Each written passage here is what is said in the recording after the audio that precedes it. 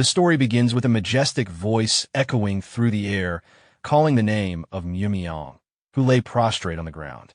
At first, he believed the voice had descended from the heavens, but belonged not to a divine being, but to the patriarch of the Cheon clan, Cheon Muryang, who stood before him with overwhelming authority. The patriarch declared that Mumyeong's life would serve one purpose: to protect this child. From the bottom of the broad stone steps, Mumyeong looked up at the towering figures above him and felt small, insignificant, and alone beneath their gaze. In that moment, his destiny was decided. Behind the patriarchs stood the young eldest master, Cheon Muryang, a trembling child hiding behind Cheon Muryang's robes with tears in his eyes. At the time, Mumyeong had no way of knowing that this frightened boy would one day become the disgrace that brought ruin to the Cheon clan. Even so, he lowered his head and accepted the order without hesitation. 15 years later, during a violent storm, the patriarch suddenly passed away. From that day onward, Cheon Muryang's corruption only deepened. The once glorious Cheon clan, one of the 10 great clans, collapsed almost instantly. Its members fled amid chaos and slaughter, but Mumyeong remained at Cheon Muryang's side. As his escort warrior, he devoted himself completely and continued fighting to protect him. Blood covered the battlefield, while Cheon Muryang hid behind him in fear. Yet there was no gratitude in his expression, only panic, because the person he trusted most had already led him into ruin. Then everything changed. A cold blade pierced through Mumyeong's back and emerged from his chest. The one holding the sword was Cheon Muryang. Shocked and unable to understand, Mumyeong realized that the person he had dedicated his life to protecting had betrayed him. Falling to his knees beneath the pouring rain, he could only wonder whether betrayal was the final reward for unwavering loyalty. Cheon Muryang stood trembling, his face filled with fear as red-robed assassins appeared around them. Barely alive, Mumyeong drove his sword into the ground to remain standing. Through strained breaths, he bitterly admitted that some people never change. Looking up, he saw Cheon Muryang watching silently while he bled before the newcomers. The assassins closed in without a word, their drawn weapons filling the air with murderous intent. Using the last of his strength, Mumyeong slowly pulled the sword from his chest and, filled with anger and disappointment, questioned whether Cheon Muryang truly believed sacrificing him would guarantee his own survival.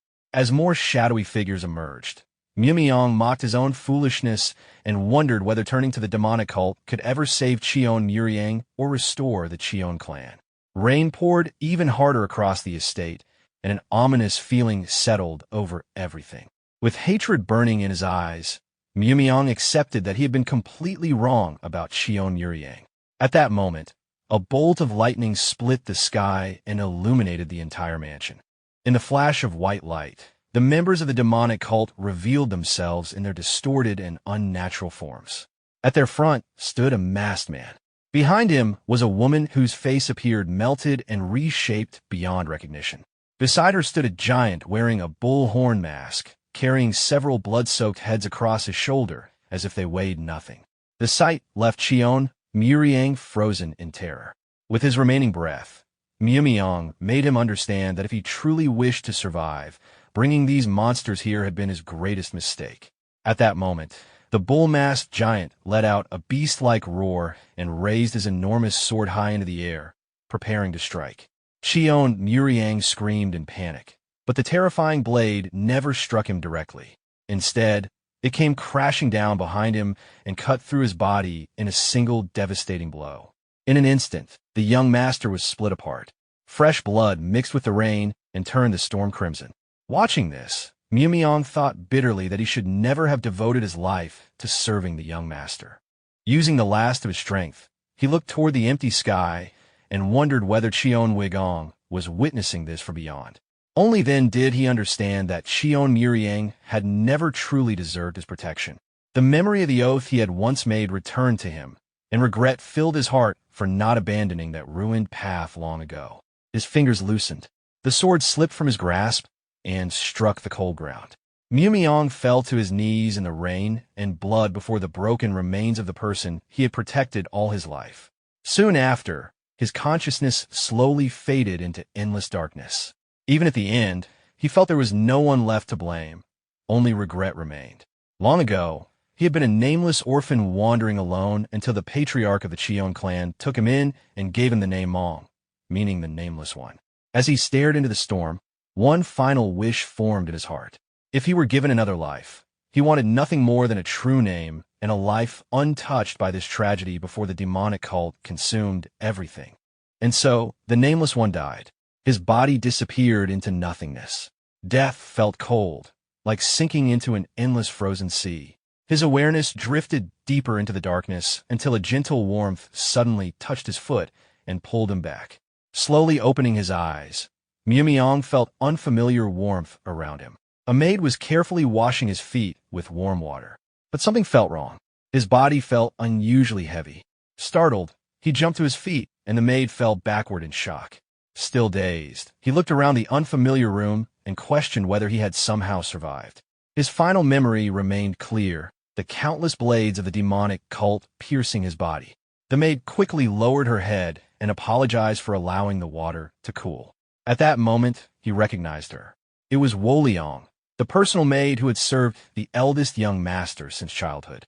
In his previous life, he had watched her suffer repeated abuse at the hands of Cheon Muryang. Seeing her trembling and apologizing once again, he awkwardly asked what mistake she believed she had made and why she kept calling him young master. But he quickly dismissed the thought. The only thing that mattered now was finding the real Cheon Muryang. Wolyang looked up in confusion and explained that he himself was the young master. Hearing those words, Mumyeong froze inside the unfamiliar, overweight body. He touched his swollen face in disbelief. Panicking, he searched for something reflective while Wolyang stepped back in alarm. Then he looked into the basin. The reflection staring back at him belonged unmistakably to Cheon Muryang. Despair settled over him. Under the quiet moonlight, he realized this was not a dream. Not only had he returned to life, but he had gone back 15 years and awakened inside the body of the very person who had betrayed him. Sitting silently on the bed, he tried to organize his thoughts. He asked Wolyang whether anyone in the clan was named Mumyeong. She answered that she had never heard that name before. The truth became clear. He had become Cheon Muryang, and because of that, the escort warrior Mumyeong no longer existed in this timeline. When he finally opened the window, a small sense of hope appeared. He still had 15 years before disaster arrived. This time, he could change everything and protect the clan with his own hands. Setting aside his shock, Mumyeong began observing his surroundings more carefully. But one question immediately came to mind. Why was the room of the eldest young master so plain?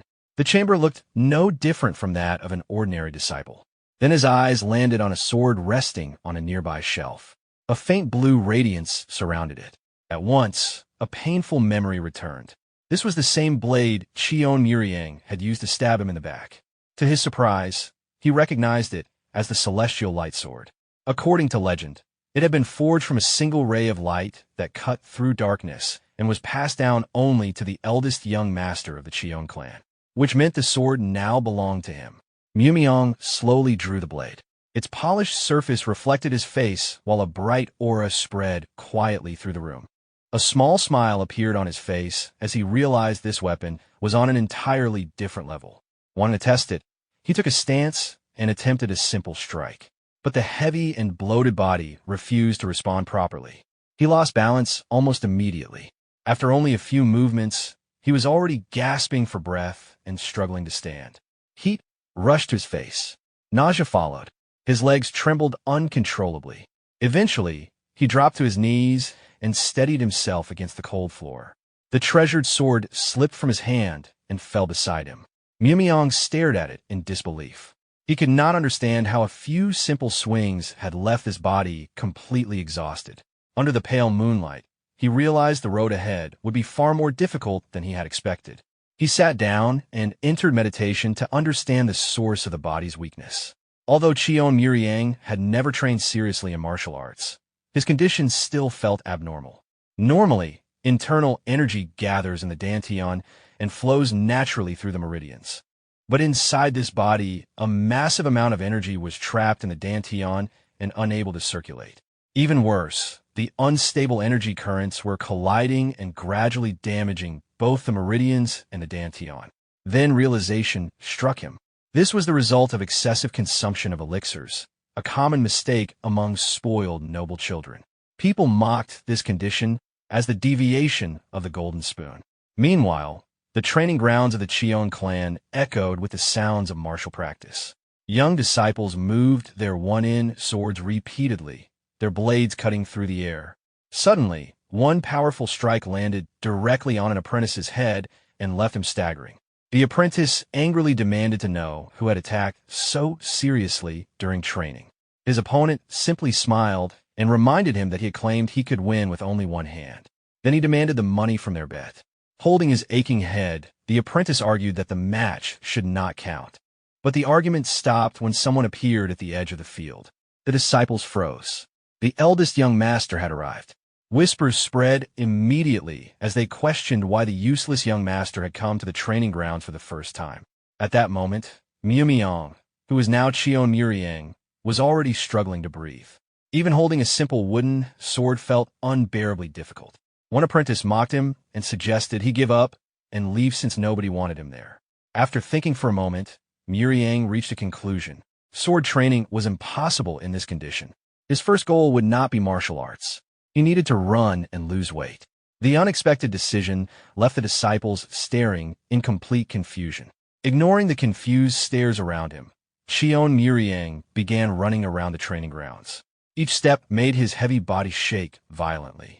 The apprentices watched with open disdain as he moved across the field.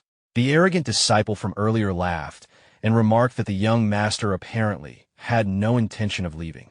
With a cruel smile, he decided to make him leave by force. Without hesitation, he rushed forward. Meanwhile, Cheon continued running, struggling for breath and unaware that trouble was approaching behind him. With every step, his condition worsened. Only then did he fully understand how damaged his body truly was. The countless elixirs consumed since childhood had never been properly absorbed. Instead, their energies had collided inside the body and gradually turned into poison, damaging him from within. Cheon clicked his tongue at the recklessness of the body's former owner and resolved to restore it until it could absorb spiritual energy normally again. Then suddenly, a sharp killing intent emerged behind him. Before he could react, an invisible palm force struck his abdomen and forced him to stumble.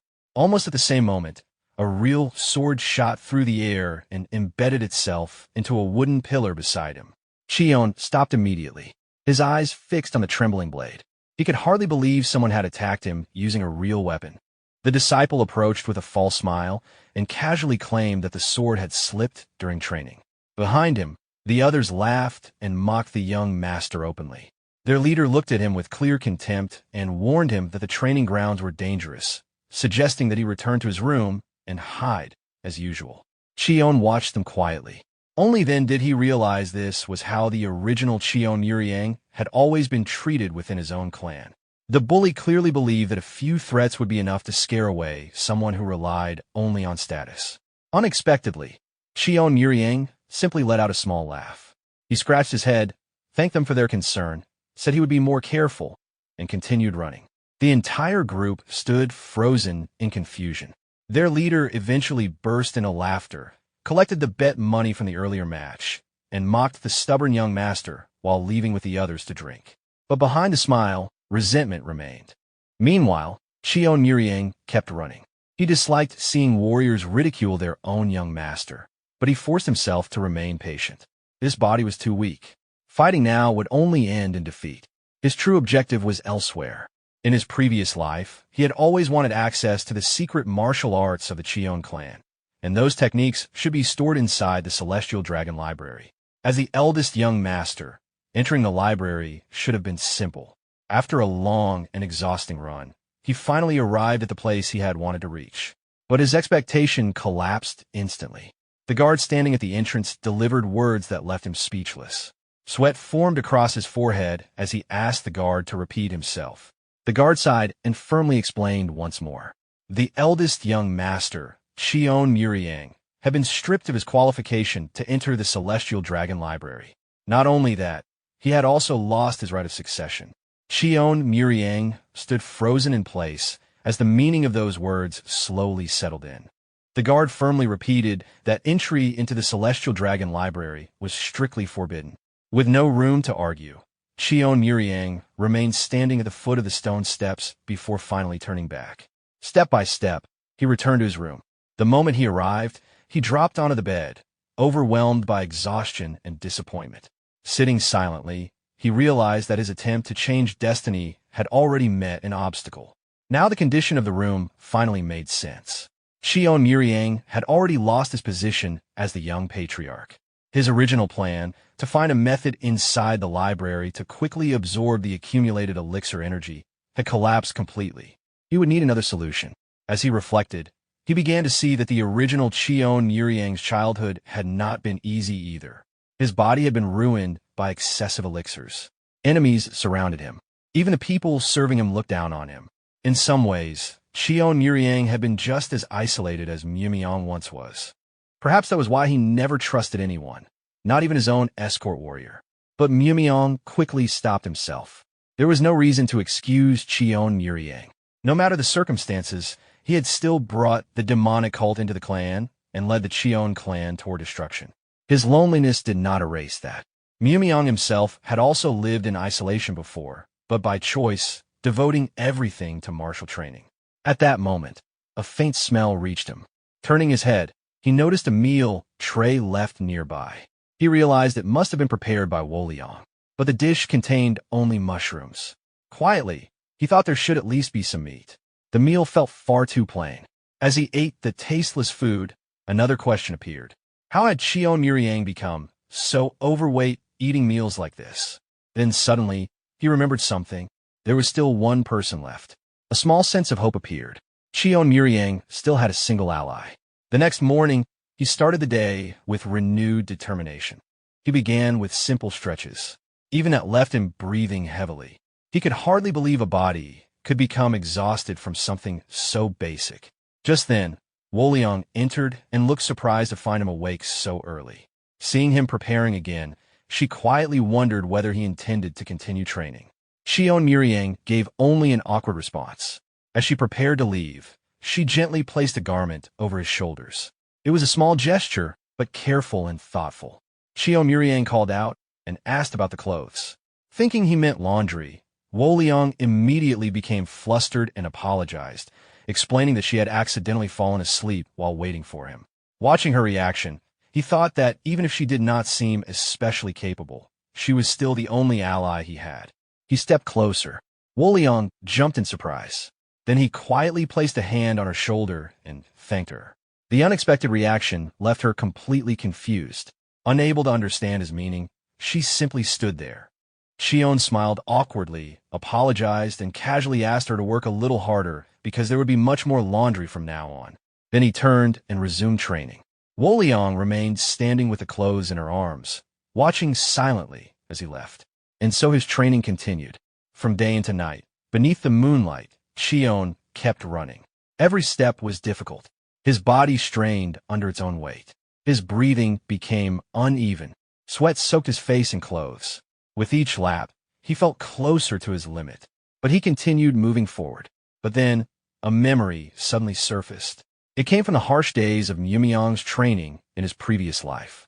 Back then, his master had scolded him for losing focus and demanded to know what he thought he was striking if his mind was elsewhere.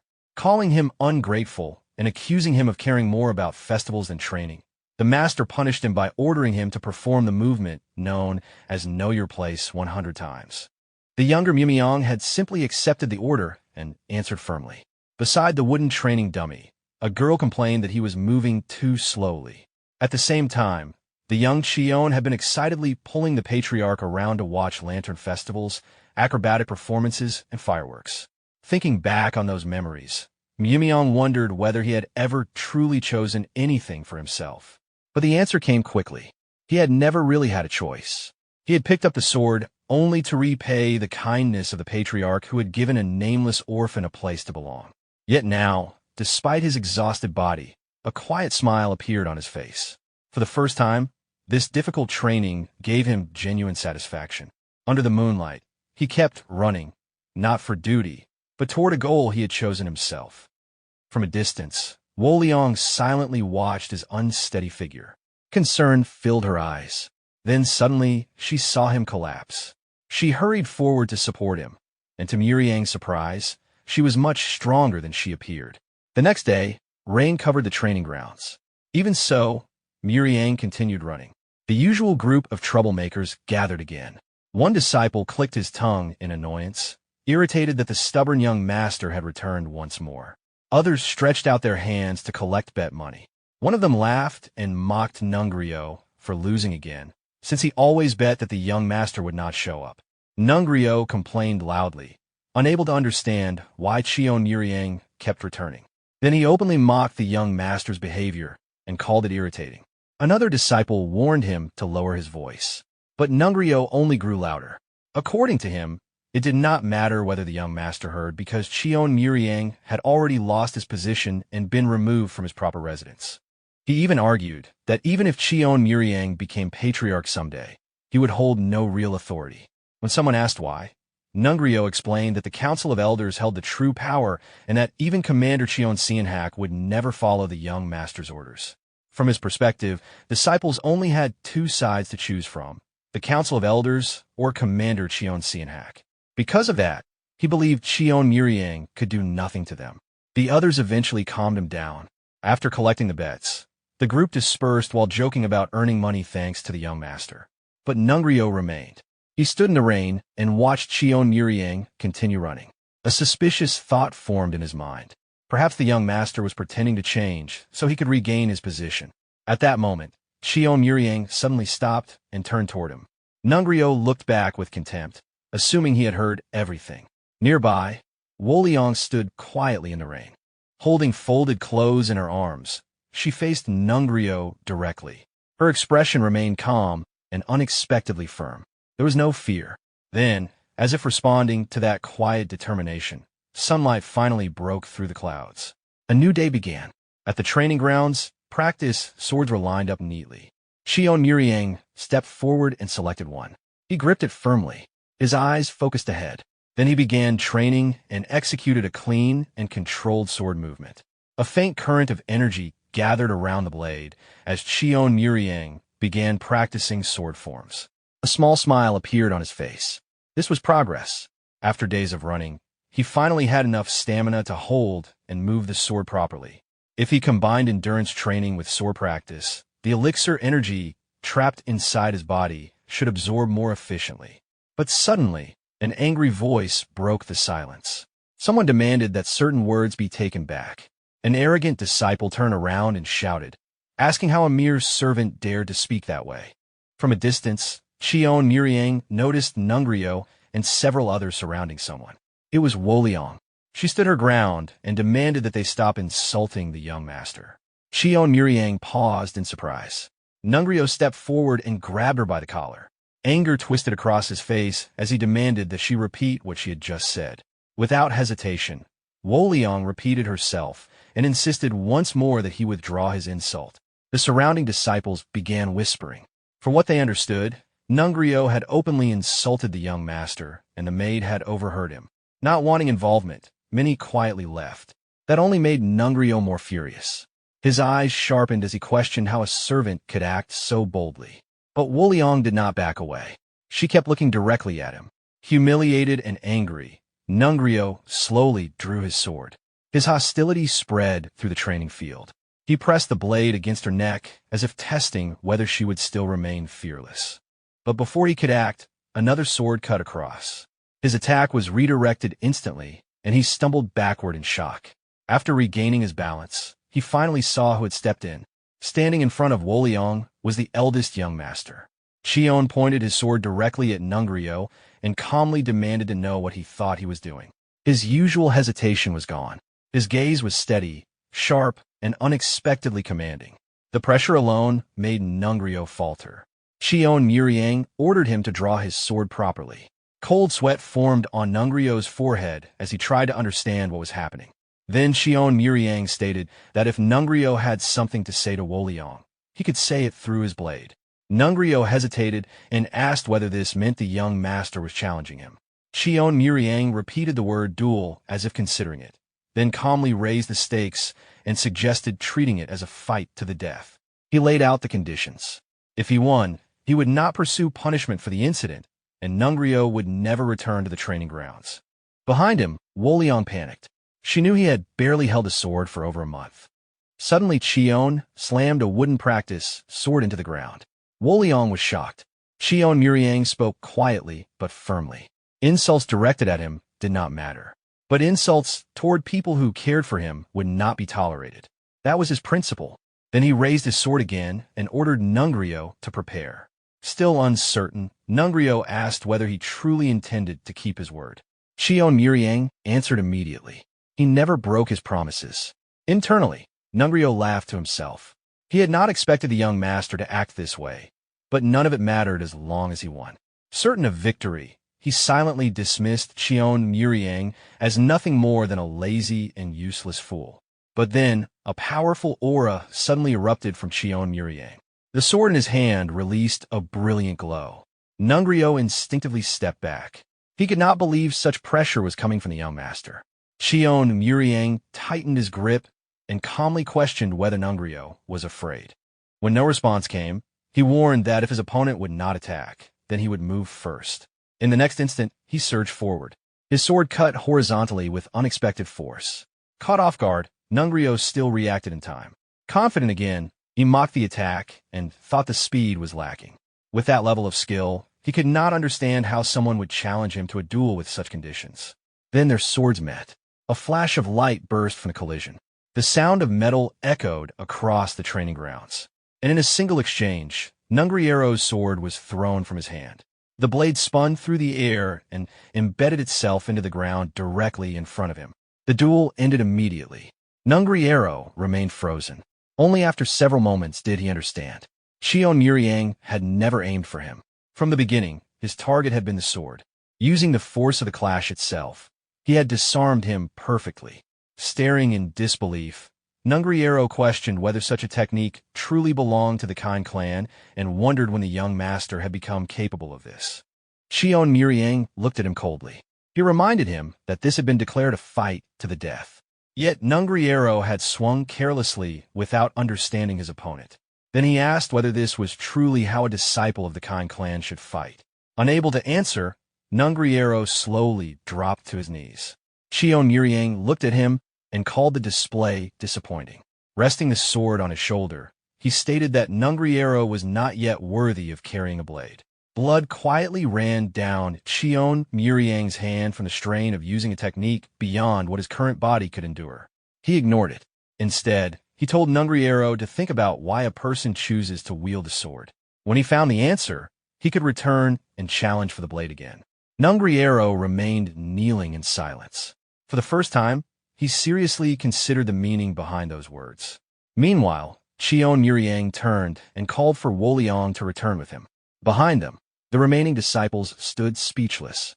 Nungryo slowly reached into empty space, as if trying to hold on to something that had disappeared. After a moment, he lowered his hand and bowed his head. As Cheon Muryang and Wolyang walked back to their quarters, whispers spread among the disciples. Once they arrived, Wolyang immediately lowered her head and apologized repeatedly. She blamed herself for interfering and admitted that hearing others mock his efforts had made her act emotionally.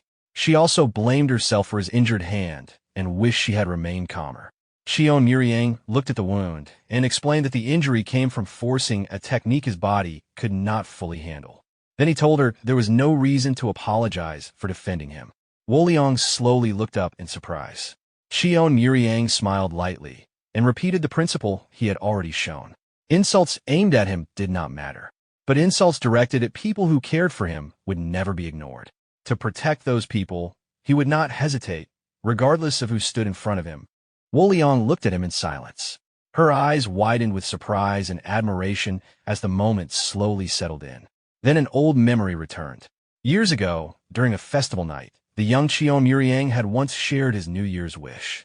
Back then, he had said that he wanted to become truly strong like the great elephant standing before them, so that one day he could become a patriarch capable of protecting everyone. With complete confidence, he had promised to begin sword training from the very next day. He had even laughed and said that even if Woleong grew taller than him, he would still protect her. A tear quietly slipped down her cheek. She wiped it away and thought that this was the young master she remembered, the one she once knew, the one who had finally returned. But suddenly, Cheon Muryang's expression became serious. He asked whether someone could truly take responsibility for those words. Woleong became confused. Then she realized he was not speaking to her. Someone had appeared behind them. It was Cheon Seonhak, Cheon's uncle and one of the 3 pillars supporting the Kind clan. He also commanded both the Heavenly Dragon Sword Unit and the Heavenly Phoenix Sword Unit.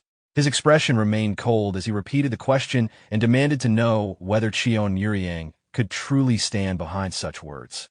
Cheon lowered his head respectfully. He greeted him, called him uncle, and apologized for not visiting properly. Inside, however, he felt something different. In his previous life, this had been the commander he trusted and followed most. He never expected to meet him again under these circumstances. Cheon Seonhak dismissed the greeting and demanded a direct answer. Cheon gave a faint smile. Some things had not changed. Even after 15 years, his uncle still viewed the young master as a disappointment. Lifting his head, Cheon answered clearly. As the young master of the clan, he believed protecting his people was his responsibility, and there was no reason to avoid that duty. That principle remained unchanged. The answer made Cheon Seonhak narrow his eyes. With visible suspicion, he remarked that such noble words did not suit the mouth speaking them. Then his attention shifted. He recognized the technique Cheon had used earlier, the dragon claw of the Heavenly Dragon Sword Art. His expression cooled immediately. That technique belonged exclusively to the Heavenly Dragon Sword Unit. If Cheon knew it, someone must have taught him illegally.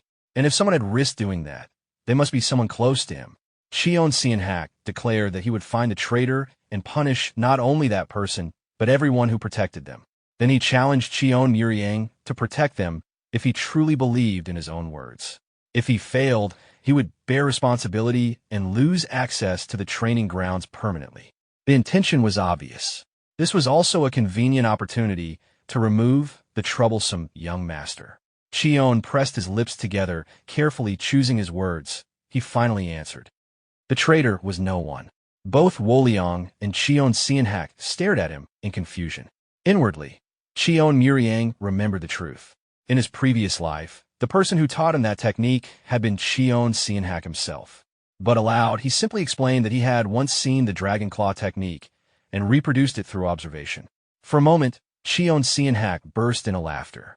The sound echoed across the training grounds. To him, the explanation sounded absurd, but the laughter ended as quickly as it began. His expression became cold. His hand slowly moved to the hilt of his sword. Then, without warning, Cheon Seonhak leapt into the air. According to him, this was not a sword technique someone like Cheon Muryang could reproduce simply by seeing it once. He ordered him to draw his sword and declared that he would question the blade directly. Cold sweat formed across Cheon Muryang's face. Even so, he raised his sword and took a defensive stance. Cheon Seonhak released an immense surge of internal energy. A blazing aura surrounded him like burning fire. Despite the pressure, Cheon Muryang remained calm. He repeated that he had already spoken honestly. Then he proposed something unexpected. If Cheon Seonhak did not believe him, he could demonstrate another sword art, one Cheon Muryang had never seen before, and he would attempt to imitate that as well. For a brief moment, Cheon Seonhak said nothing. Blood continued to drip from Cheon Muryang's injured hand as he tightened his grip. But Cheon Seonhak dismissed the explanation. In his eyes, the young master was still lying to protect himself, and he no longer trusted his words. Ignoring Cheon Muryang, he turned sharply toward Woleong. She flinched and immediately responded. Cheon Seonhak demanded to know what the young master she served had truly been planning. His gaze remained cold as he warned that if she lied even once, he would not hesitate to punish her. Woleong turned pale. Sweat formed across her face. Her hands trembled and her body stiffened with fear. Still, she answered. She explained that over the past month, the young master had been smiling. It was a smile she had not seen in a long time. Cheon Seonhak paused. He found it difficult to believe. He questioned whether the same person who had always lived with inferiority, anger, and resentment had really changed. Woleong confirmed it. Though still nervous, she explained that while Cheon Muryang trained and ran around the field every day, she had seen something different. His smile had looked genuine. Cheon Muryang turned slightly. Only then did he realize she had been quietly watching all along. Inside, he reflected that he had only been smiling because for the first time in his life, he was working towards something for himself. Woleong continued. Even when others mocked and insulted him, he ignored them. The old young master would have become angry or avoided them completely. But this time was different. For the first time, he had drawn his sword to protect someone else. She finished by saying that the young master had truly changed and that she believed in him. Cheon Muryang fell silent. His expression revealed nothing. He seemed to be measuring whether this change was real. After some time, he finally spoke. He asked what martial arts Cheon Muryang knew. Cheon Muryang answered that he only practiced the heavenly young divine art and was no different from the other disciples. Cheon Muryang raised 2 fingers. Then he set a condition. He would give Cheon Muryang 2 months. Within that time, he had to defeat the top disciple. If he succeeded, Cheon Muryang said he would attempt to believe him. Looking directly into his eyes, he asked whether he could do it. Cheon Muryang stayed quiet for a moment. Inwardly, he remembered that the commander had always tested people this way. Then a confident smile appeared. Calmly, he replied that 1 month would be enough. The answer caught Cheon Muryang off guard. He remained silent with one hand resting on his sword. After a long pause, he accepted the promise. Without saying anything else, Cheon Muryang turned and walked away. Cheon Muryang watched him leave with a calm and confident expression, as though everything was moving according to plan. Then he turned to Woleong and invited her to return with him. She looked surprised, but instead of resting, Cheon Muryang said he still needed to run a little more. His eyes followed Cheon Muryang's retreating figure in the distance. Then the two quietly continued along their chosen path.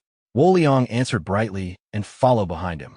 15 days later, Cheon Muryang stood with his sword. His body had become noticeably slimmer and stronger. With one swift movement, he released a fast slash and sharp sword energy cut through the air. During those 15 days, he had reached the 5th stage of the heavenly young divine art and dissolved most of the chaotic energy trapped inside his body. Only the remaining Yin energy still resisted him. Quietly, he thought that if he had been allowed access to a higher cultivation method from the Celestial Dragon Library, his progress would have been even faster. His eyes briefly moved to the healed wound on his hand. He wished the damage inside his meridians could recover just as naturally. Meanwhile, voices gathered around the training grounds. Someone spoke with envy, mocking the fortunate disciple who would get the chance to publicly defeat the young master. Others agreed and whispered that the outcome was obvious. After all, Cheon Muryang had done nothing but practice simple downward slashes day and night. Cheon Muryang guessed that spreading such rumors had probably been Cheon Muryang's intention, to pressure him and make him give up. Then suddenly, something felt wrong. Nearby, an apprentice relaxing carelessly on a chair made another mocking remark and questioned whether the young master even knew the difference between swordsmanship and farm work. In an instant, Cheon Muryang stood in front of him. Calmly, he asked whether they were discussing something interesting. Then he looked directly at the man and asked if he was the top disciple. The apprentice looked surprised. A strange tattoo marked his forehead. With complete confidence, he admitted that he was. He casually told Cheon Muryang not to worry about the duel and promised to finish it mercifully. But Cheon Muryang continued staring. Something about him felt familiar. He asked for his name. The disciple answered confidently, Lee Suki. The moment Cheon Muryang heard it, he froze. The memory returned immediately. In his previous life, this was the person who leaked the secrets of the Cheon clan to the demonic cult. A wave of anger rose inside him. He quietly repeated the name and declared that he would remember it. Then he turned away. Originally, he had planned only to do his best regardless of the opponent. Now that had changed, his eyes hardened. Silently, he promised himself that he would not overlook this traitor. 15 days later, the day of the duel finally arrived. The training grounds of the Cheon clan were packed with spectators. People whispered and wondered how badly the young master would lose.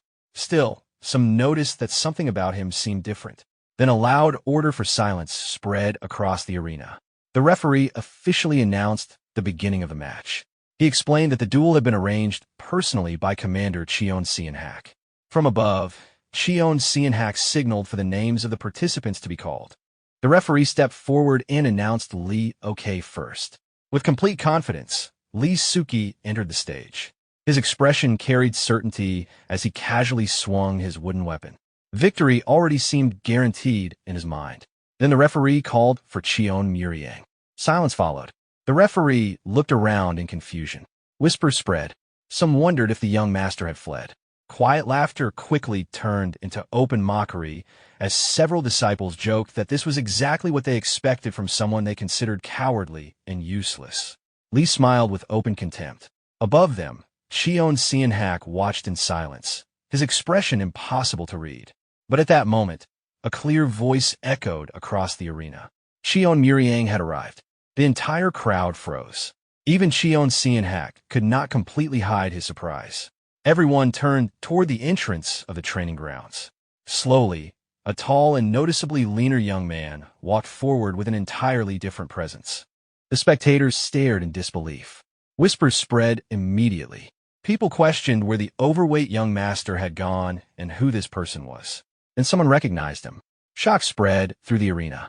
It truly was the young master, Cheon Muryang. Silence followed. No one could understand how he had changed so much in such a short time. Cheon raised his head calmly and looked directly toward Cheon Seon-hak, seated above. He bowed respectfully and apologized for arriving late. Cheon Seon-hak dismissed the formalities and asked only whether he was prepared. Cheon answered confidently that he was.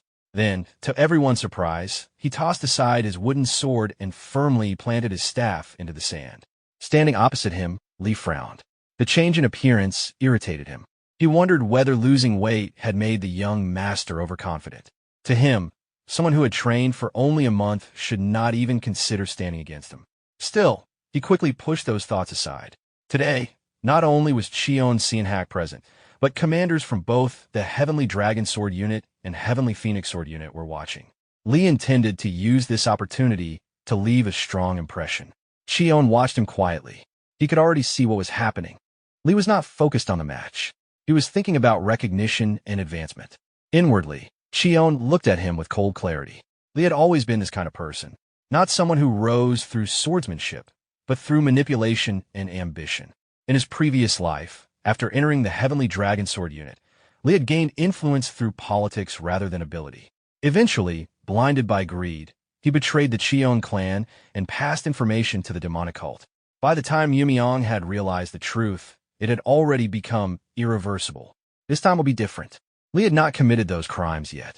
That was exactly why Cheon intended to stop him before that path began. Quietly, he thought that everything had probably gone according to Lee's plans until now. That was likely how he had become the top disciple. But circumstances had changed. The referee stepped forward and announced the rules. The match would continue until stopped. This was not a fight to the death. Cheon looked directly at Lee. Calmly, he stated that he understood him better than anyone and that this would be the end of his rise. Then he took his stance. Lee prepared himself as well. The moment Cheon Seon-hak gave the signal, Cheon moved first. He launched a surprisingly fast opening strike with his wooden staff. Lee dodged easily and countered immediately. Driving his staff into the ground for momentum, he leapt high and delivered a heavy downward strike. Confidently, he recalled hearing about how Cheon had defeated Nungryo by attacking first and using an unusual technique to disarm him. Thinking that strategy would not work again, he altered the trajectory of his attack and gripped the staff with both hands. He intended to overpower him directly. Their wooden weapons collided. Sharp cracking sounds spread across the arena. Yet Lee remained completely stable. He blocked the attack without yielding. Cheon hesitated. The strength behind the defense was greater than expected. Grinding his teeth, he pushed harder, determined to crush him through force. But Lee only gave a faint smile. Suddenly, Lee changed his movement. Leaning smoothly to the side, he avoided Cheon's attack with precise timing. A moment later, both rushed forward again. Their staffs cut through the air and collided repeatedly. Cheon tightened his grip and remained focused as the exchange intensified. He reinforced his defense and then rotated into an unexpected counterattack. Lee smirked. At first, he had planned to hold back out of consideration for the young master. but now he no longer saw any reason to do so. With the commanders watching, he believed he could not afford to miss this opportunity. If Cheon suffered because of it, then so be it. Then, Cheon Muryang's wooden sword shattered under the force of Lee's strike. Without hesitation, Lee rushed forward. He unleashed a rapid sequence of attacks and finished by driving a powerful kick into Cheon Muryang's side. The impact forced him backward. For a brief moment, however, Lee noticed something strange. There was less resistance than expected. Still, he pressed forward. Planting his feet, he shifted into another stance and released a continuous barrage with his staff. The attacks came one after another, leaving almost no visible opening. Yet every strike missed by only the narrowest distance. Lee frowned.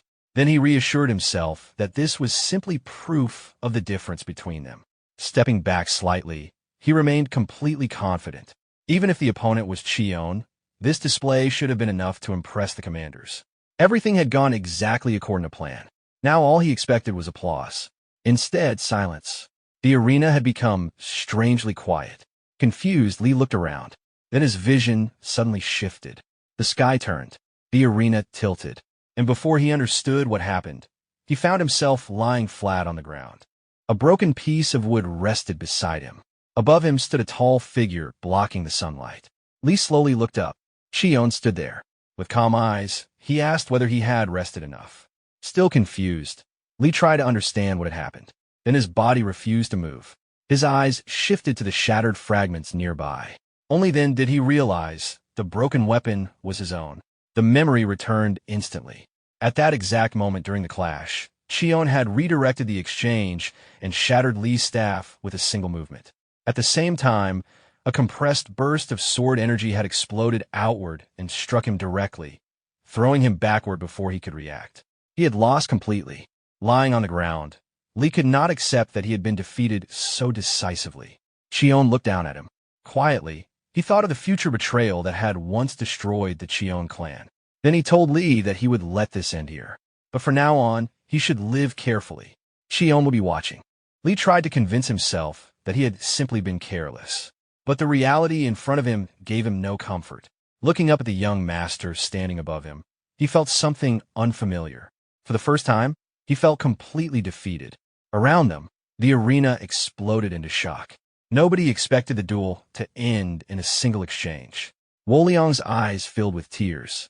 Holding the sword tightly, she excitedly called out to her young master. But Cheon paid little attention. Instead, he raised his eyes toward the elevated platform. Above everyone else, Cheon Muryang sat silently, stroking his beard as he considered the unexpected result. Cheon stood as the victor, looking down at the defeated future traitor lying at his feet. High above, Cheon Muryang observed in silence. His expression revealed nothing. Cheon raised his head and met the commander's gaze directly. The entire arena became quiet as everyone waited for the final decision. On the stadium, Muryang clenched his fists. Anger showed clearly on his face. In his mind, Lee had wasted the perfect opportunity to drive the young master out of the training grounds. Even now, the image of Lee being sent flying remained impossible to accept. Meanwhile, Lee remained on the ground. Cheon stood calmly before him. Cheon Muryang stayed seated and continued thinking. Around them, whispers spread. Many still could not understand how the top disciple had lost in a single exchange. Some quietly suggested there must have been a trick involved. Cheon silently clicked his tongue. If things continued like this, arrogance and resentment would only grow. At that moment, Cheon Muryang narrowed his eyes. It seemed he had reached a conclusion. He stood and began announcing the winner, but Cheon interrupted. He said that he already understood the resentment people held toward him. The sudden interruption surprised everyone. Cheon continued calmly. He admitted that the mistakes of the past could not be erased or ignored. He acknowledged that his previous actions had been shameful and selfish. Both Cheon Muryang and Wolyang looked at him in surprise. Turning toward the crowd, Cheon explained that he could not remember every person he had wronged. Those actions belonged to the former version of himself. Even so, he would accept responsibility. His hand tightened. Then he declared clearly that he was Cheon Muryang here and now. He sincerely apologized for all his past behavior and mistakes. After speaking, he bowed deeply before everyone. Silence filled the training grounds. The disciples stared in disbelief. Wolyang held the sword tightly, while tears formed in her eyes. Even Cheon Muryang could not fully conceal his surprise. Cheon slowly stood upright. Then he turned toward the future ahead of him. He raised his voice and announced that anyone who still held resentment toward him could come to the training grounds at any time. He would remain there. After saying that, he turned away with steady resolve. From above, Cheon Muryang continued watching quietly. Cheon then called for Wolyang to come with him. Cheon Muryang lightly stroked his beard. A faint smile appeared. Under the bright sky, a new day seemed to begin. As they walked, Cheon Muryang thanked Wolyang for keeping the celestial light sword safe. He explained that he had prepared it in case the duel turned into a real sword fight. Wolyang replied that carrying the sword itself had given her confidence. Cheon smiled and said he was glad to hear it. Then he asked her to return it. She blinked in surprise and quietly questioned why. Caught off guard, he hesitated. Wolyang hugged the sword and shyly admitted that she wanted to keep it a little longer because she still needed Little Sky. Cheon Muryang froze. He could not believe she had given his treasured sword nickname. Then a familiar voice called out. Muryang had remained there the entire time. He asked a simple question. With the sword technique shown earlier, what had Cheon intended to cut? Cheon smiled slightly. He never expected to hear that question again. Cheon Muryang repeated it. This time, Cheon Muryang answered immediately. His sword had been aimed at the sky. He intended to cut the heavens themselves. For a moment, Cheon Muryang remained silent. Then he laughed quietly.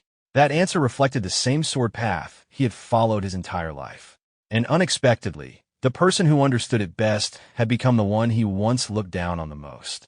Accepting the outcome of their wager, Cheon Muryang told Cheon Muryang to state his request. Without hesitation, Cheon Muryang asked for permission to enter the Celestial Dragon Library. Cheon Muryang refused immediately. That decision was outside his authority. Cheon Muryang became quiet for a moment. Then an idea came to him. Instead of requesting access, he proposed something else. Every day, one person should be assigned to duel him. Cheon Muryang looked surprised and asked whether a single duel each day would truly be enough. Cheon Muryang answered calmly. For him, there was no better training than real combat. Cheon Muryang watched him silently and considered the request. Before leaving, he remarked that Cheon Muryang would continue becoming stronger every day. Cheon Muryang simply answered that this was exactly what he intended. As Cheon Muryang walked away, Wolyang asked curiously what it truly meant to cut the sky. Cheon Muryang smiled and explained that it was something only he and the Commander-General would understand. The next day, the atmosphere at the training grounds felt unusually tense. Cheon Muryang struck the ground in frustration. He openly complained that this arrangement made no sense. In his eyes, the young master's victory had been nothing more than luck.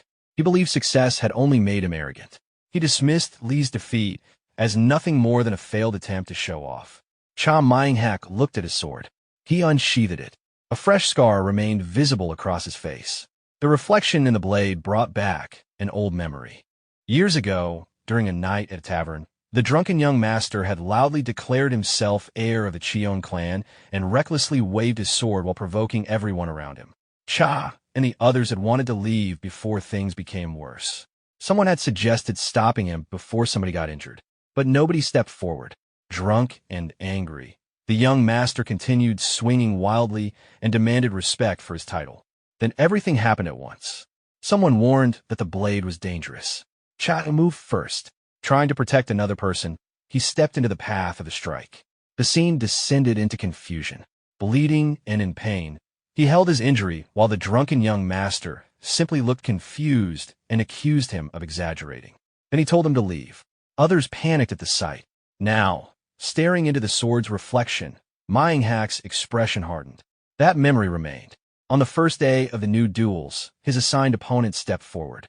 It was Cheon Muryang. A cold smile appeared on his face. Looking at his own scar, he decided that just as he had been marked once, he would leave the same mark on Cheon Muryang. Under the bright sun of the Cheon clan training grounds, Cheon Muryang continued moving. Again and again, his body rose and fell. Each strike drew a clean line through the air. Every movement was controlled. Every motion was repeated exactly. Nothing was wasted. No hesitation. No unnecessary force. From the stone steps above, Myeong watched quietly. He had been assigned as the sparring partner for the day. Slowly, irritation began appearing on his face. The one who demanded daily duels had not even looked at him once. Instead, Cheon Muryang remained fully absorbed in training. Myeong watched his breathing. He remembered the bold claim that only real combat and genuine danger created growth. He had come prepared to test whether the young master had truly changed. But as time passed, his certainty slowly became something harder to define. Before his thoughts could continue, a soft voice interrupted him. A tray of tea appeared beside him. Turning, Myeong found Wolyang standing there with a calm expression. She explained gently that once the young master began training, he often lost track of everything around him, and it might take some time before their duel could begin. Her tone was warm but certain. She offered refreshments. Myeong accepted the tea while quietly observing her. He had already heard the rumors. She was the maid the young master had once protected. Still, something felt unfamiliar. Even standing still, he noticed a thin layer of sweat forming across his forehead. Wolyang's quiet smile seemed to notice his discomfort before he spoke. When he asked whether the young master trained like this every day, she confirmed it. Not a single day had been missed. Although she admitted that his effort was admirable compared to before, she still worried that he was pushing himself too hard. Cha Myeong eventually asked why she remained loyal to someone who had once treated her badly. She did not deny the past. Instead, she answered calmly. He had changed. He was trying to take responsibility for who he had been, and she believed in that effort. Her words stayed with him, but his attention returned to the training field. Slowly, irritation disappeared and became careful observation. Something felt unusual. The young master was not practicing different techniques. He was repeating one movement endlessly. The longer he watched, the stranger it became. The position of each step never changed. The height of each leap remained identical. Every descending strike followed exactly the same line. Even the grip never shifted. It felt unnatural, impossible. A chill slowly moved through Cha Myeong. As he followed the path of the sword, he unconsciously imagined himself standing beneath it. In his mind, the wooden blade descended toward his throat and stopped at the final moment. Even though nothing had happened, the pressure felt real. His breathing stopped briefly. Cold sweat spread across his back.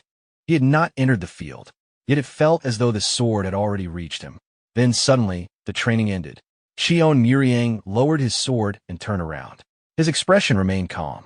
He apologized lightly for making him wait. To him, nothing unusual had happened. Cha Myeong remained silent for a moment. Then something else surprised him. The young master greeted him properly, by name.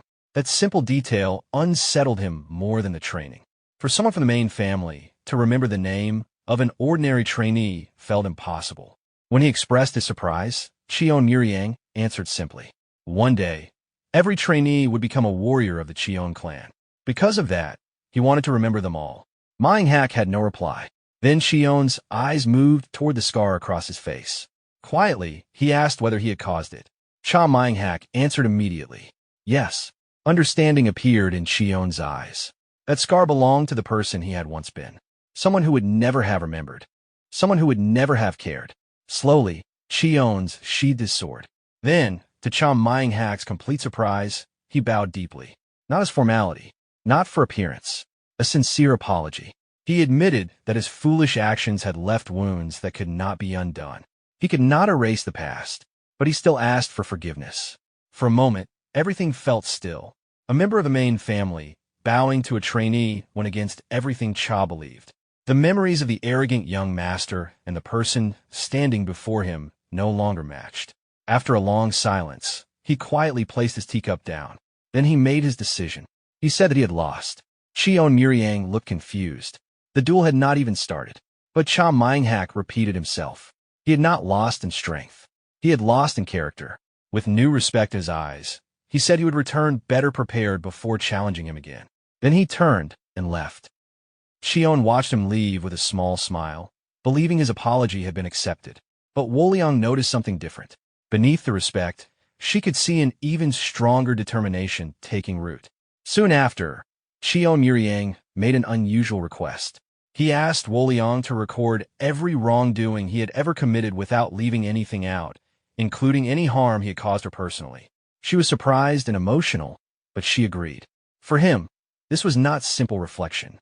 It was the beginning of real change. The weight of the past was his responsibility alone. From the next day onward, the duels truly began. Opponents arrived one after another. Some called it karma. Others came carrying resentment. They fought without restraint. Yet Cheon Muryang met every challenge calmly. His one-in sword blocked their attacks cleanly, and many matches ended in a single exchange. One by one, his opponents fell. After every victory, he offered a hand and helped them stand again, sincerely acknowledging their effort. Wolyang quietly kept track. 6 victories, no defeats. Still, she found herself strangely annoyed by how kindly he treated people who came to take revenge. But another battle was unfolding quietly. After the 6th duel, Cheon Muryang sat alone in meditation. Sweat gathered across his forehead as he circulated internal energy and attempted to reach the 7th stage of the heavenly young divine art. But something resisted. The remaining yin energy blocked his meridians and disrupted the flow of qi. Forcing it further would only cause damage. A faint blue glow flickered in his eyes as he continued trying. Eventually, he reached a conclusion. To overcome this obstacle, he needed a higher cultivation method, one stored inside the Celestial Dragon Library. When he finally opened his eyes, an uneasy feeling remained. Something important was approaching. Then he remembered. The family head was returning that day. The person who had once taken him in. The person he had never been able to call father. Wearing formal robes and adjusting the sword at his side, Cheon Muryang felt a quiet anticipation. For a brief moment, he imagined saying that word, father. But before the thought settled, urgent shouting broke the silence. A maid came running toward him in tears. It was Wang, a close friend of Wolyang. Panic filled her voice.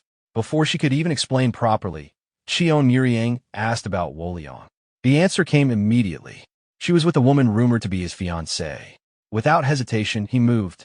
By the time he arrived, the courtyard had already fallen into disorder. A table had been overturned. Food was scattered everywhere. Meat and vegetables covered the ground. Wolyang knelt there trembling and repeatedly apologized over the ruined dishes. Standing above her was a noble woman dressed in elegant white robes now marked with stains. Her expression remained cold and dismissive. Several guards stood behind her. Their presence alone felt oppressive. The woman ignored every apology. Hiding part of her face behind a fan, she casually ordered her attendants to enforce their clan's law. Immediately, one warrior stepped forward. His sword slid from its sheath. The blade reflected sunlight as he raised it above Wolyang's bowed head. Another servant rushed forward and begged them to stop. The executioner did not hesitate. The sword began falling. Then, steel collided. Another blade intercepted the strike only moments before it reached Wolyang. The entire courtyard froze. Everyone turned. Standing in front of her, protecting her, was Cheon Muryang. His sword remained drawn, and in his eyes appeared a cold anger no one there had ever seen before. The warriors quickly surrounded him, weapons lifted, ready to move. But Cheon Muryang ignored them completely. His presence alone silenced the courtyard. Cheon Muryang stood in front of them without moving. His presence remained calm, steady, and impossible to ignore. His voice carried quiet certainty, as if protecting someone inside the Cheon estate required no explanation. Wolyang looked up at him. Relief trembled in her eyes as she quietly called for her young master. The warriors from the Tang clan remained unmoved. They demanded to know who he was and what authority allowed him to interfere. Without changing his expression, Cheon Muryang introduced himself as the eldest young master of the Cheon family. The reaction was immediate. Several guards stiffened. The noblewoman's expression changed. Her confidence remained, but became more restrained. With a graceful apology, she introduced herself. She was from the Tang clan. Her name was Tang Sohai. The moment Cheon Muryang heard it, everything returned. In his previous life, Tang Sohai had become his wife. She had also become one of the people responsible for the collapse of his family. Old memories surfaced.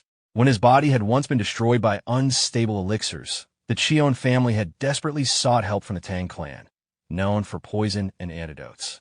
In exchange, they offered a marriage alliance. The Tang clan accepted immediately, not from goodwill, but for influence. It was their chance to extend power into the Central Plains. Tang Sohai had arrived prepared for marriage. Even when she saw her future husband unconscious and broken, her expression had not changed. The marriage moved forward. Over the following years, under the excuse of treatment, the Tang clan slowly expanded their influence. The family head had allowed it. Step by step, they turned the Cheon family into a foundation for their own rise. That marriage had never been salvation. It had been the beginning of ruin. Returning to the present, Cheon Muryang's expression cooled. He repeated his question. Tang Sohai glanced at the stained clothes and casually dismissed the matter. According to her, she had only punished a maid who ruined something valuable. The answer made his eyes harden. He asked whether such a small mistake justified taking someone's life inside the Cheon estate. She replied lightly. In her view, he did not understand the value of what had been ruined. Then her tone sharpened. She suggested the maid could have been an assassin and claimed the punishment followed Tang clan law. That ended the discussion. Cheon Muryang's voice became firm. This was not Tang territory. This was the Cheon estate. Only Cheon clan law held authority here. He accused her directly of crossing the line and disrespecting his family. One of her guards stepped forward. He argued that if Tang law disappeared outside their territory, then it had never been true law. A faint smile appeared on Tang Sohai's face. She challenged him to stop them. At her signal, the lead guard advanced. His sword left the sheath. A heavy pressure spread from his body. Cheon Muryang recognized it immediately. Sword aura, a technique belonging to true masters. For the first time, concern appeared. The guard attacked. His blade carried condensed force. Cheon Muryang met it directly. Steel collided. Sparks scattered. The impact traveled through his arms. At the same time, Tang Sohai quietly shifted her attention toward Woleong. Without drawing attention, she slipped a needle into her hand. Her movements disappeared beneath the noise of battle. The courtyard filled with the sound of clashing steel. Cheon Muryang's swordsmanship remained refined, but the difference in internal energy became obvious. Every exchange forced him backward. His jaw tightened. The pressure continued building. Soon, he understood clearly. This was not a battle he could win through strength alone. Realizing strength alone would not work, Cheon Muryang changed his approach. He abandoned direct confrontation and relied on precision. Drawing from techniques mastered in his previous life, he stopped targeting the opponent and focused entirely on the weapon. The moment the guard's blade entered his range, Cheon Muryang moved. Using the Heavenly Dragon Sword unit's Dragon Claw capture, he redirected the incoming force and guided the sword aura away from himself. The released energy crashed into the stone courtyard and shattered the ground. For a brief moment, the guard froze. His strongest attack had been neutralized far too cleanly, but the advantage disappeared quickly. Recovering immediately, the guard retrieved his weapon with a mocking expression. Cheon Muryang, pushed down and left unarmed, quietly accepted the reality. No matter how refined his techniques were, the difference in internal energy remained overwhelming. Before the battle continued, Tang Sohai stepped forward. Her expression carried mild amusement. She commented that she was pleased to see her future husband willing to protect even a servant. Then, as if nothing important had happened, she informed him that she would see him again at the evening banquet and hoped he would behave more reasonably then. After that, she turned to leave. Then, a cry echoed through the courtyard. Cheon Muryang turned immediately. Woleong had collapsed. Another maid knelt beside her and desperately tried to wake her. In the distance, Tang Sohai paused. Quietly, she reconsidered what she had seen. The information she received about Cheon Muryang no longer matched reality. If the truth had changed, the marriage itself might need to change as well. She asked the guard for his judgment.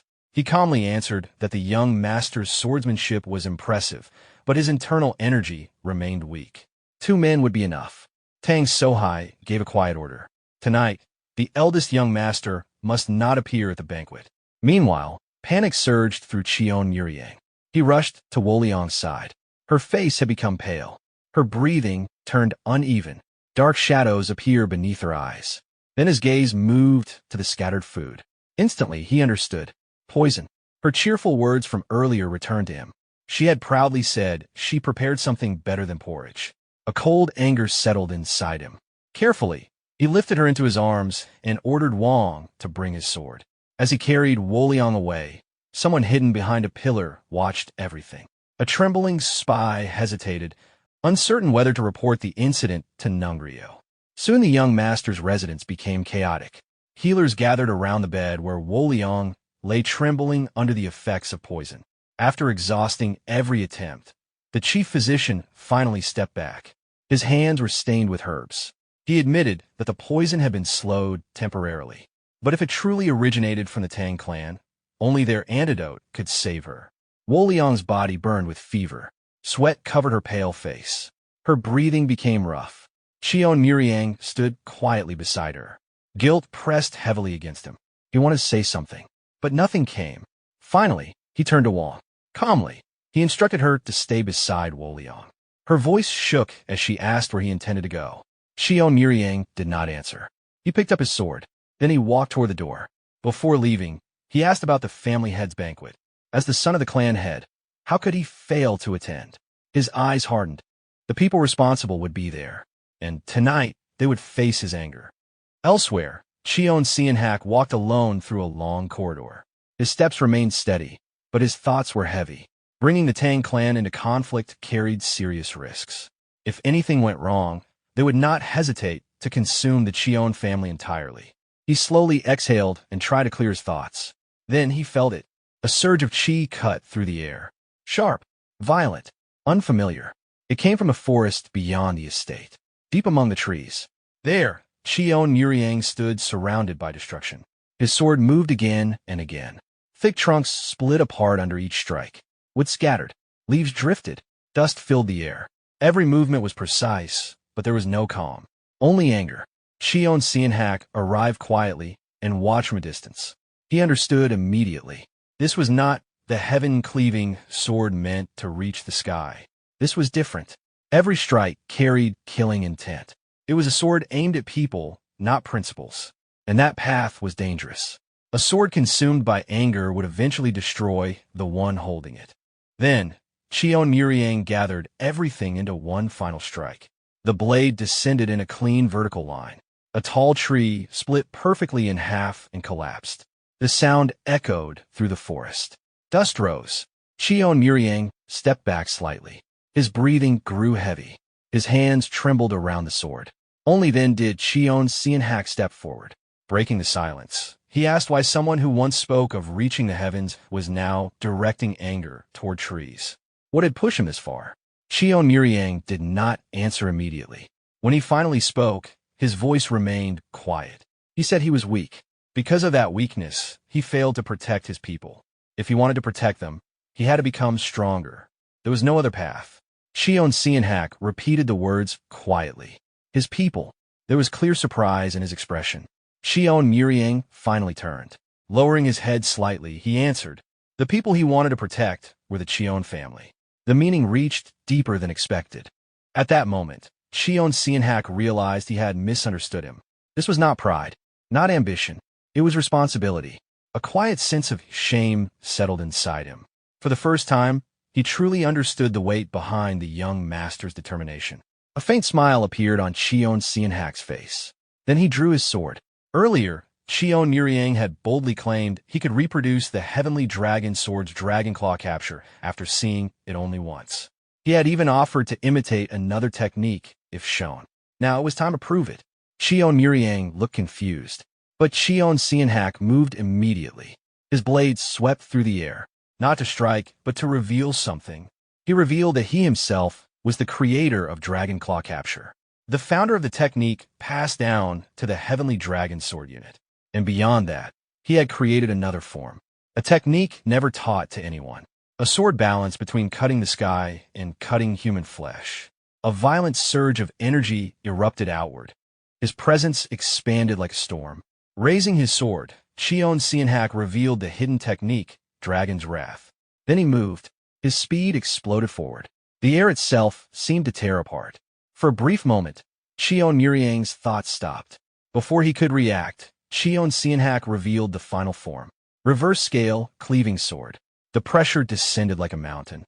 Not far from the forest, hidden in the darkness, a group of people waited silently. They belonged to the young master's fiancé. One man with a thick beard stared toward the trees and muttered about the sudden disturbance. Another looked briefly in the same direction before reminding everyone to stay focused. Their mission had to be completed before the banquet began. Moving quickly, they concealed bundles of clothing among the bushes. Every movement remained careful and deliberate. One of them produced a small glass bottle filled with poison. He explained calmly that it came directly from their lady. Once administered, the young master would be unable to move for several days. The symptoms would resemble drunkenness so naturally that even experienced physicians would fail to notice. All they had to do was arrange the scene to make it appear that he had simply collapsed. Then their task would be complete. The bearded man sneered. Even if the young master claimed someone attacked him, nobody would believe him. His reputation would work against him. Another confidently added that their disguises were flawless and nothing would lead back to them. After a final nod, they began moving toward the forest clearing. None of them realized the storm they sensed was not fading. It was becoming sharper. Back in the clearing, Cheon Muryang stood among broken trees and scattered leaves. His breathing remained heavy. Sweat soaked his clothes. His sleeves had torn from the force of repeated movements. He looked at Cheon Muryang and asked whether he truly intended to push things far enough to kill his own blood grandson. The surroundings answered more clearly than words. Trees had been split cleanly. The earth was scarred. Dust still drifted through the air. The power of reverse scale, cleaving sword remained vivid. He could feel it deep inside. Cheon Muryang remained calm. His sword still hummed with lingering energy. Then he asked a question. Did Cheon Muryang understand the difference between reverse scale, cleaving sword, and dragon claw capture? He explained quietly. When a swordsman grows accustomed to the blade, he begins believing it is part of his own body. That belief becomes weakness. Dragon claw capture exists to break that illusion. It does not simply attack the body. It attacks the assumption. It reminds the wielder that the sword can be redirected, separated, and broken. Anyone who charges forward without awareness risks losing the weapon itself. Cheon Muryang's eyes sharpened. Understanding slowly appeared. So that was the true sky of dragon claw capture. Not force, insight. Cheon Muryang continued. Even so, the technique remained incomplete. Against true masters, where the difference in power became overwhelming, it could still fail. Old memories surfaced. Defeats. Moments where strength alone had not been enough. But Cheon Muryang had not finished. Even those who reached the highest level still held one final misunderstanding. He asked whether Cheon Muryang knew what it was. The answer surfaced immediately. The sky of reverse scale, cleaving sword. Cheon Muryang straightened. He calmly said he understood. Cheon Muryang studied him and asked whether he truly believed he could reach that level. Cheon Muryang answered honestly. Mastering it in one attempt was impossible for him now. But before the banquet, he would reach it. Cheon Muryang slowly shook his head. That was not what he meant. He was speaking about something far greater. Protecting the Cheon family. Those words struck harder than any blade. For a moment, silence remained between them. Then Cheon Muryang smiled faintly. His eyes stayed calm and unwavering. He would protect them. That was his answer. Not emotional. Not exaggerated. Just certain. Cheon Muryang quietly returned his sword to its sheath and gave a small nod. The energy around the forest had changed. It no longer felt stable. Something beyond their clash was moving nearby. He sensed unfamiliar presences hiding in the distance. Quietly, he referred to them as filthy rats. Deciding not to interfere further, he turned toward the banquet hall and left. Cheon Muryang lowered his head briefly in respect. When he looked up again, his expression had changed. Exhaustion no longer mattered. His anger had stopped being reckless. Now it had direction. His eyes moved toward the shadows between the trees. If something was hiding, he would bring it out himself. Hidden among the bushes, several suspicious men waited. They wore trainee clothing and believed their disguises were convincing. But their age and manner exposed them. The moment Cheon Muryang saw them, he knew something was wrong. The three disguised men stepped forward carefully and politely claimed they were trainees searching for a place to practice. Cheon Muryang responded immediately. His sword rose and pointed directly at them. Calmly, he stated that their faces alone proved they did not belong. He had memorized every trainee in the clan. These men were strangers. Rather than caution, there was a strange focus in his eyes, almost as if he welcomed the confrontation. Realizing the disguise had failed, the leader dropped the act. His tone hardened. He ordered the others to capture the young master and force the poison into him. At the same time, life continued elsewhere inside the clan. At a distant training field, disciples who had once lost to Cheon Muryang pushed themselves harder than before. His growth had left an impression. Nungryo continued running through the forest, determined to become strong enough to reclaim the sword he had lost. Even Cheon Muryang, who usually trained casually, pushed himself with heavy weights until his body reached its limit. Across the Cheon clan, the young master's progress had inspired others to improve. Then suddenly, a trainee rushed into the field in panic. He shouted that something had happened to the young master. At first, nobody reacted. Some continued practicing forms. Others kept carrying logs or training silently. The messenger nearly gave up. But once he finally explained, everything changed. Nong Rin and Cheon Muryang reacted immediately. Their expressions sharpened. Concern replaced indifference. The messenger froze. Only then did he realize how seriously they had begun taking the young master.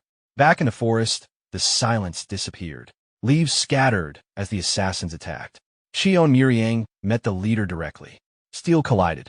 Sparks burst outward. Even against trained killers, his movements remained controlled. One attacker was already on the ground. The remaining two struggled to keep up. He moved cleanly through every attack. His sword stayed efficient and precise. The assassins quickly understood their mistake. They had underestimated him. Then, Cheon Muryang stepped forward and drove the hilt of his sword into the leader's chest. The man lost his breath and collapsed. He stared upward in disbelief. He could not understand how someone rumored to be weak possessed such strength. Cheon Muryang looked down quietly. His expression remained calm, as if this entire fight had been nothing more than a way to release what he had been carrying. The defeated men remained scattered across the ground. One of them tried to stand and escape, but Cheon Muryang noticed immediately. The leader remained on the ground, struggling to breathe. Only now did he understand. The rumors about the young master being weak were completely wrong. Throughout the fight, Cheon Muryang's speed and pressure had only continued increasing. The assassin cursed internally. Because of their disguise, they had been forced to abandon their usual Tang clan weapons and methods. Without those tools, they could not fight properly. Sweat gathered across his face. They had misjudged their target from the beginning. Cheon Muryang stood quietly with his sword lowered. Then he calmly asked whether they were ready to explain why they had come. In truth, he already knew. The assassin refused. Without evidence, nobody could connect them to the Tang clan's covert operation. Cheon Muryang answered calmly. Proof was unnecessary. Only one clan would act this boldly inside the Cheon estate. The Tang clan. The assassin froze. What surprised him was not the accusation, but the certainty. Cheon Muryang had already considered the consequences. Even suspicion alone could be enough to destroy the marriage alliance the Tang clan wanted. That realization struck harder than defeat. Humiliated, the assassin responded with ridicule. He mocked Cheon Muryang's youth and confidence. He refused to accept being cornered by someone younger. But Cheon Muryang had already stopped listening. Words no longer mattered. Only action. Quietly, he adjusted his stance. This time, he intended to test the technique he had just learned. In an instant, he moved. His body surged forward. The sword rose high, then descended. Reverse scale, cleaving sword. The form passed down by Cheon Muryang. The assassin reacted instinctively and raised his weapon. Steel collided. A violent shock wave spread outward. Birds scattered from the trees. Nearby trunks trembled. Then, everything became quiet. When the dust settled, a long path had been carved through the forest. Trees stood split apart. Sunlight poured into the opening. The destruction spoke for itself. Cheon Muryang's strength had already exceeded what people expected. Elsewhere, deep within the forest, the leader of the Tang clan's operation slowly became uneasy. He checked a rough sundial. 45 minutes had passed since he sent 3 assassins after the young master. None had returned. The silence no longer felt normal. Something had gone wrong. If they had failed, then the target was far more dangerous than expected. A chill spread through him. Their entire mission had become unstable. He began pacing. Already, he considered how to erase every trace before the Cheon family discovered the truth. Meanwhile, news of the courtyard incident spread among the trainees. Many remained unsettled after hearing that someone had nearly executed a servant over such a small matter. As several trainees walked through the forest, they spoke quietly about the Tang clan. Stories resurfaced. Harsh laws, deadly poison, hidden weapons. People claimed even accidental offenses against direct descendants could bring severe punishment. Now, they understood why people became nervous whenever the Tang clan's young lady appeared. Compared to that, life inside the Cheon family seemed far more forgiving. Some admitted their own young master had once caused problems, but at least the Cheon clan did not take lives over minor mistakes. Even Nong Run had openly opposed the young master and remained unharmed. That alone would have been impossible elsewhere. As the conversation continued, another question emerged. If conflict with the Tang clan truly escalated, should they stand with Cheon Muryang? Some were uncertain. Against an enemy like that, they were not sure how much they could do.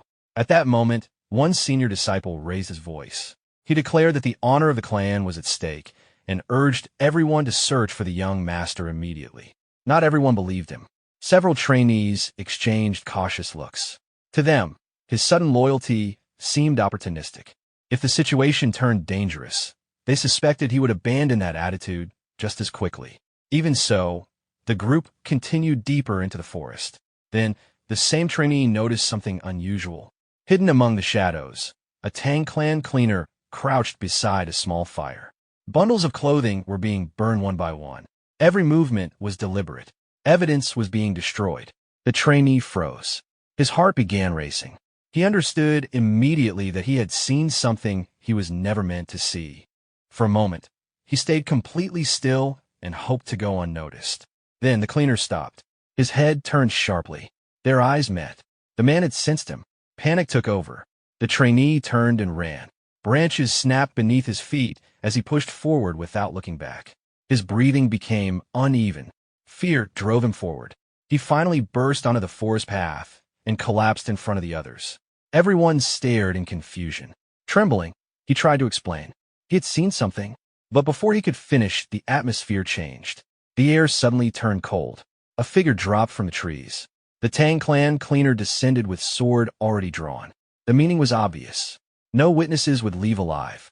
The terrified trainee barely had time to react. The sword fell, too fast to follow. Then, blood scattered across the forest floor. But that was not the end. The others had already arrived. One of the hidden attackers immediately moved. Inside his mind, only one thought remained. The witness had seen the burned clothes. If he spoke, everyone would discover they disguised themselves to ambush the eldest young master. He had to die. The attacker rushed forward again. But before the strike landed, Cha stepped in and blocked. Holding the attack clearly demanded effort. The cleaner's eyes widened. He could not understand how an ordinary trainee had stopped him.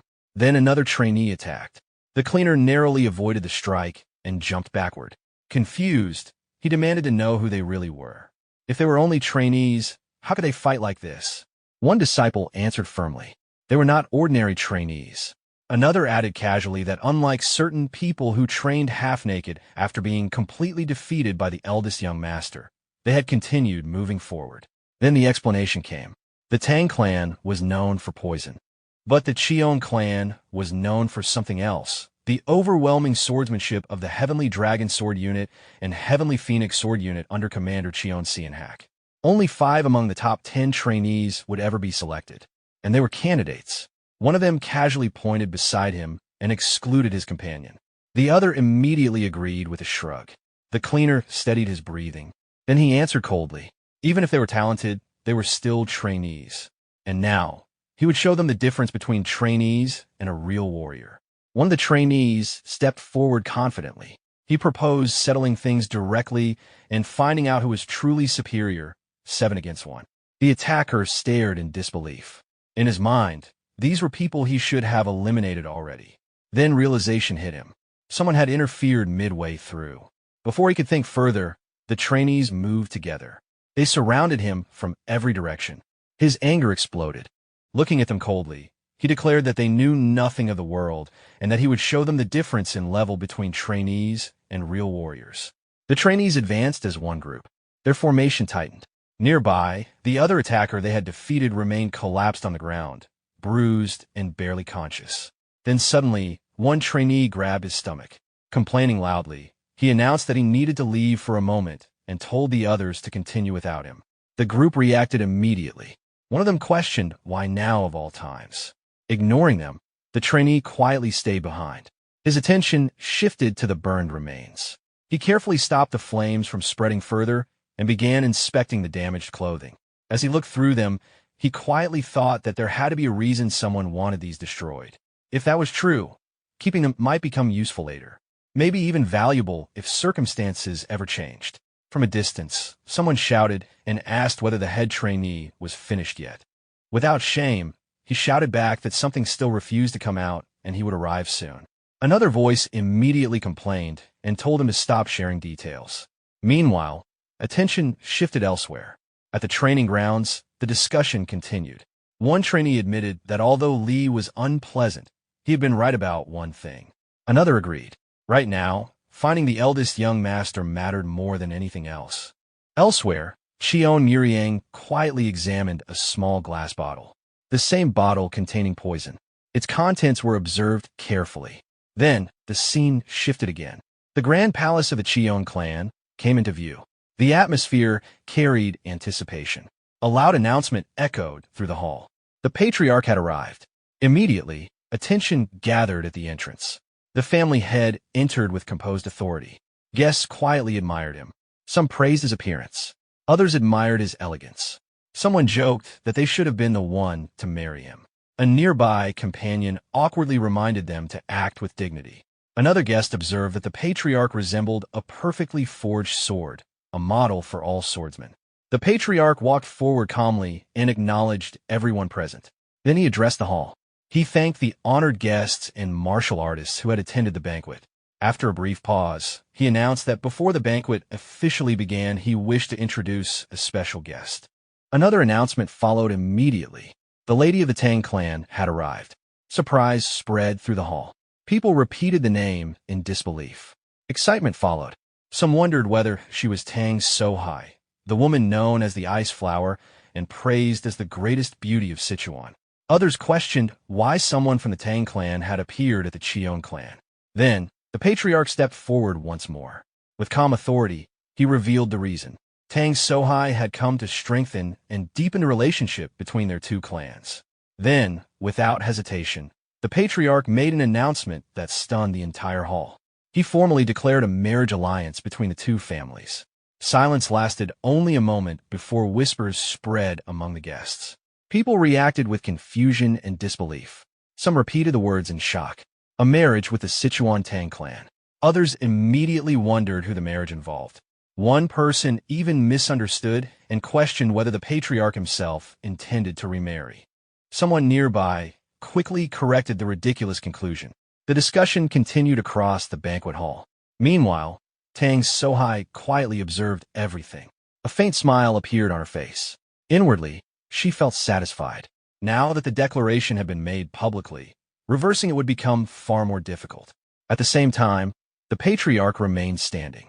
His expression stayed composed, but his thoughts moved elsewhere.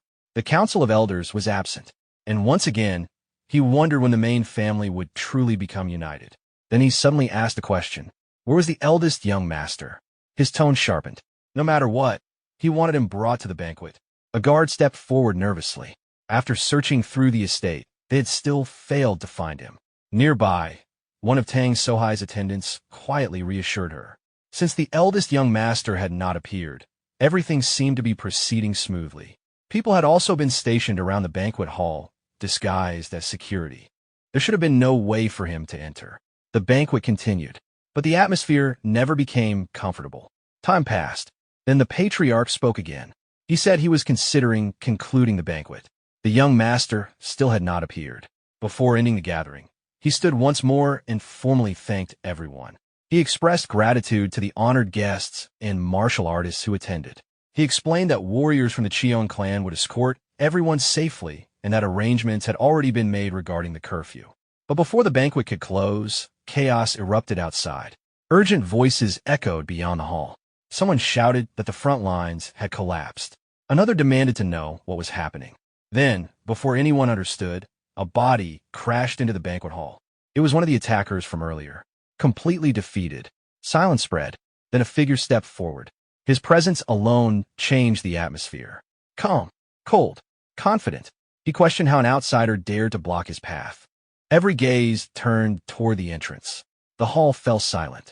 Someone said that the good-for-nothing young master had arrived. And there, standing at the entrance, was Cheon Muryang. Beside him stood the trainees who had followed him. Together, they entered the hall.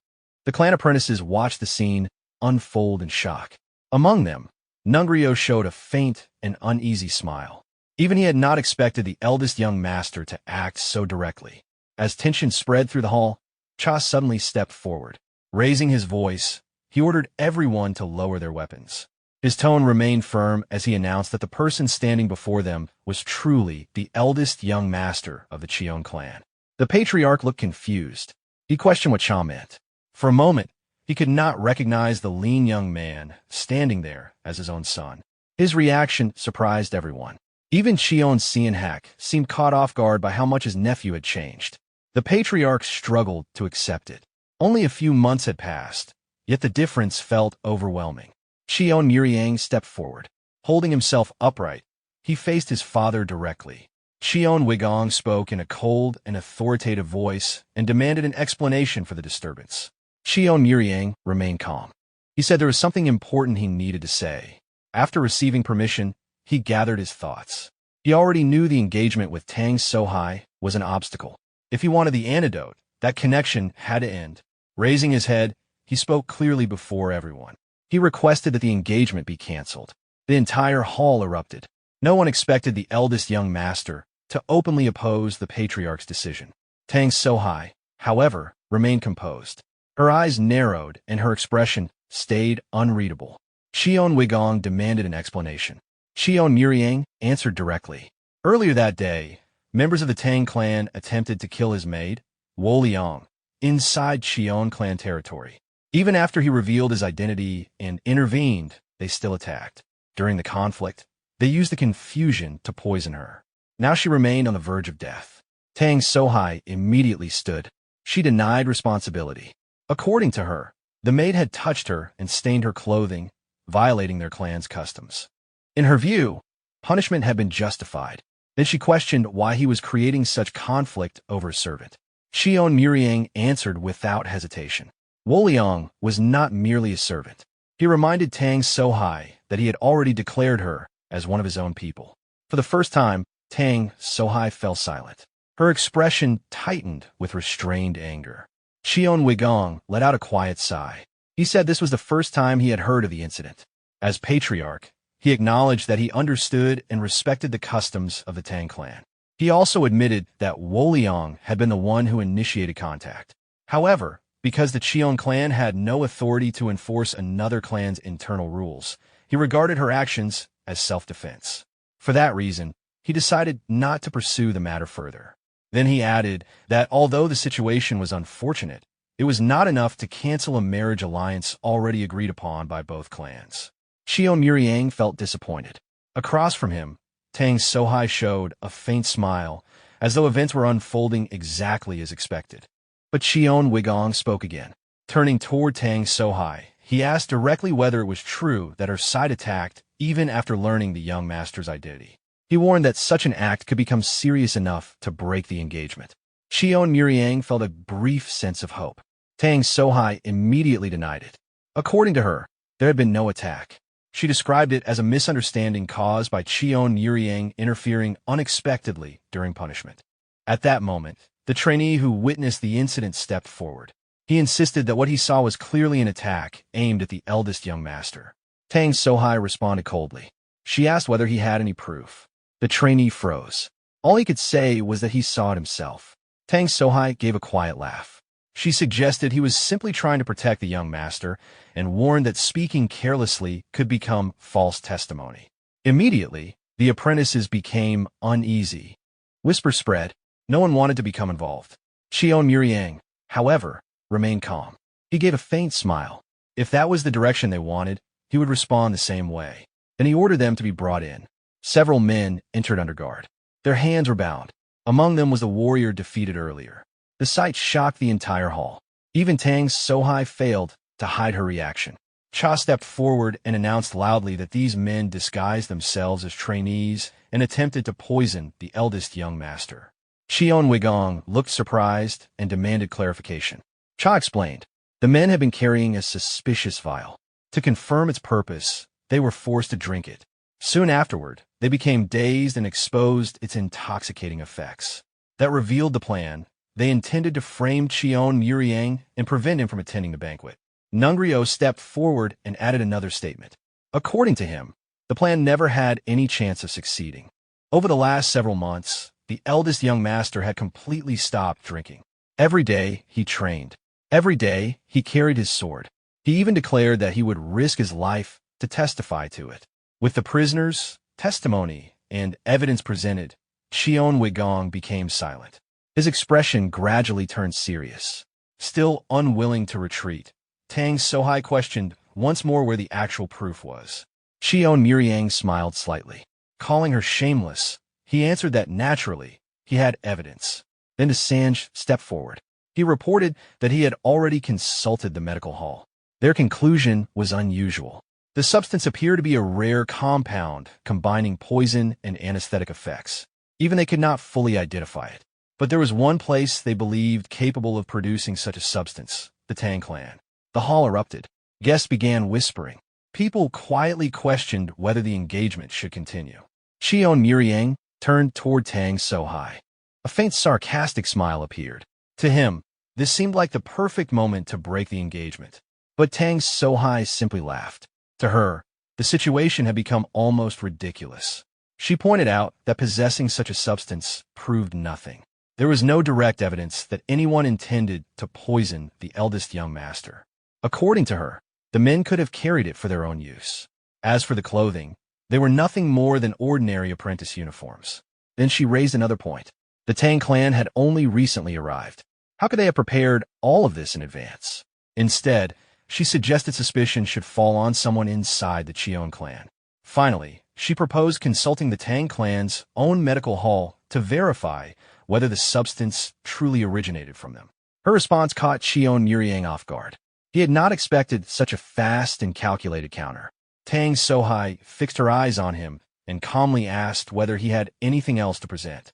Her expression suggested she believed control had returned to her side. Just then, a clan subordinate rushed forward. He accused the captured men of attacking them. One had stabbed a person in the chest. Another attacked from behind. Cha lowered his head slightly. With visible frustration, he admitted that it no longer mattered. The advantage had already shifted. Tang Sohai quietly returned to her seat. Her relaxed expression made it seem as though everything had unfolded exactly as planned. Then Cheon Muryang spoke. He stated that he agreed with Lady Tang's reasoning. The matter would continue under investigation. He added that the identities of everyone involved would be examined separately. But testimony from the hall alone could not be accepted as final proof. Then, he turned toward Cheon Muryang. His expression became colder. Did he have any further evidence proving these men truly belonged to the Tang clan? His warning followed immediately. Making accusations against another clan without proof was serious. If this had all been done only to prevent the marriage, it would become a grave offense. The punishment would not be light. Even the eldest young master could be disowned or handed over to the Tang clan. His gaze remained fixed on his son. One final time, he asked whether there was more evidence. A chill ran through Cheon Muryang. He realized how badly the situation had changed. At this moment, he had nothing left. Even if future investigation revealed the truth, it would come too late to stop the engagement. More importantly, by then, Woleon would already be dead. This had to end now. Another thought crossed his mind. If the truth disappeared completely, the consequences would become far worse than the risk he faced now. Then he notices Lee Suki's calm expression. Suddenly, Lee clutched his stomach. He spoke up and urgently asked permission to leave. His timing felt strangely out of place. Cheon Muryang watched him carefully. Something about his calm attitude felt unnatural. Lee pushed through the crowd, while repeatedly insisting it was an emergency. Immediately, Cheon Muryang remembered the forest. Earlier, Lee had been on his way to find him. Back then, he had seemed oddly relieved after meeting him. Cheon Muryang had stopped him and questioned him directly. He suggested that the sudden attack happened because Lee had seen something beyond the hill. Lee denied it immediately. He insisted he had seen nothing. Cheon Muryang only smiled faintly. He reminded him that they were connected now, and betrayal would not end well. Lee hurried to reassure him. Claiming complete loyalty as the head disciple, he denied any intention of doing such a thing. At the time, Cheon Muryang let the matter pass.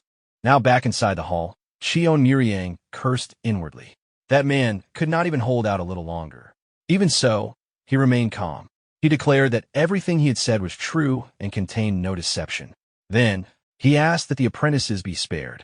Even if the truth was ignored, punishing him alone would be enough. Cheon Muryang rejected the request immediately. He declared that all 7 apprentices involved would receive severe punishment. Lee froze. 7? His thoughts began counting. Then his eyes widened. The 7th was himself. He could not understand how he had become involved. At that moment, Cheon Muryang stepped forward again. He calmly asked whether the disciple who led the entire scheme would receive an even harsher punishment. Lee panicked. His words stumbled over each other. Before he could explain, Cheon Muryang answered coldly. Whoever held responsibility would naturally be punished. And if the accusations proved false, that person would be executed. The words struck Lee immediately. Fear spread across his face. Sweat ran down his skin. Then, he remembered. The evidence. The burned clothing. Originally, he planned to hand it over later and use it to secure a place inside the Tang clan. But everything had changed. If he remained silent, he would die with everyone else. Cheon Muryang stepped forward once more. He stated that all 7 apprentices were tied together in this matter. Again, he asked for mercy. Then he pushed even further. If punishment truly had to happen, then all 8 of them should die together. Especially Lee, whose loyalty seemed deep enough to continue even after death. His voice became colder. He calmly described brutal punishments. Tearing out nails, removing eyes, cutting tongues, disembowelment. The descriptions completely shattered Lee's composure. Unable to endure the pressure, he suddenly shouted. He had evidence. Cheon Muryang slowly turned toward him. A faint smile appeared. His plan had worked. For a moment, both Cheon Muryang and Tang Sohai looked confused. Shaking nervously, Lee pulled out the half-burned clothing. He confessed. Earlier, when he climbed the hill, he witnessed Tang clan warriors burning these clothes. According to him, they belonged to the people who disguised themselves after the failed ambush. They attempted to destroy the evidence. But he saw everything. He also revealed that those same warriors later attacked the apprentices to silence him. Speaking quickly, he admitted delaying the report because he wanted to confirm the truth first. Then he asked for forgiveness. The hall stirred. Several apprentices quietly apologized. They realized they had doubted him. Suddenly, a guard rushed forward. His intention was obvious. Silence Lee. But before he reached him, a fast strike stopped him. In an instant, Lee found himself surrounded. His companions stepped forward and protected him. The half-burned clothes were placed in full view. Now, they had become evidence. Tang Sohai's expression darkened. Inside, she cursed her subordinates. But she still refused to retreat. She admitted that the clothes belonged to Tang clan warriors, then immediately questioned how that connected them to the intruders.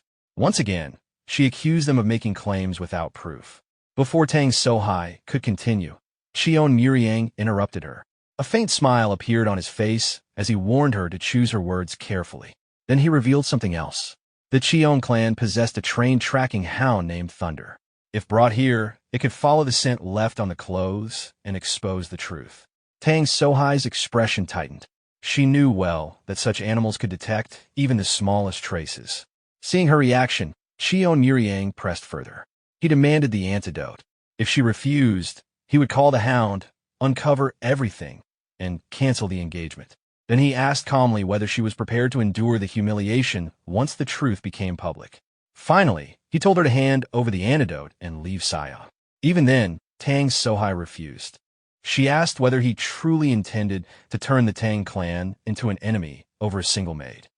Without hesitation, Cheon Muryang extended his hand again. His voice remained calm and steady as he repeated his demand. Tang Sohai's expression twisted. She could not accept being cornered like this. Then, a powerful voice echoed through the hall. It questioned why conflict existed over a marriage that had already been decided. A terrifying purple aura spread across the banquet hall. The pressure alone changed the atmosphere. Cheon Muryang felt a shock run through him. Was this the legendary purple flame said to belong only to masters beyond the peak level? His presence overwhelmed the room.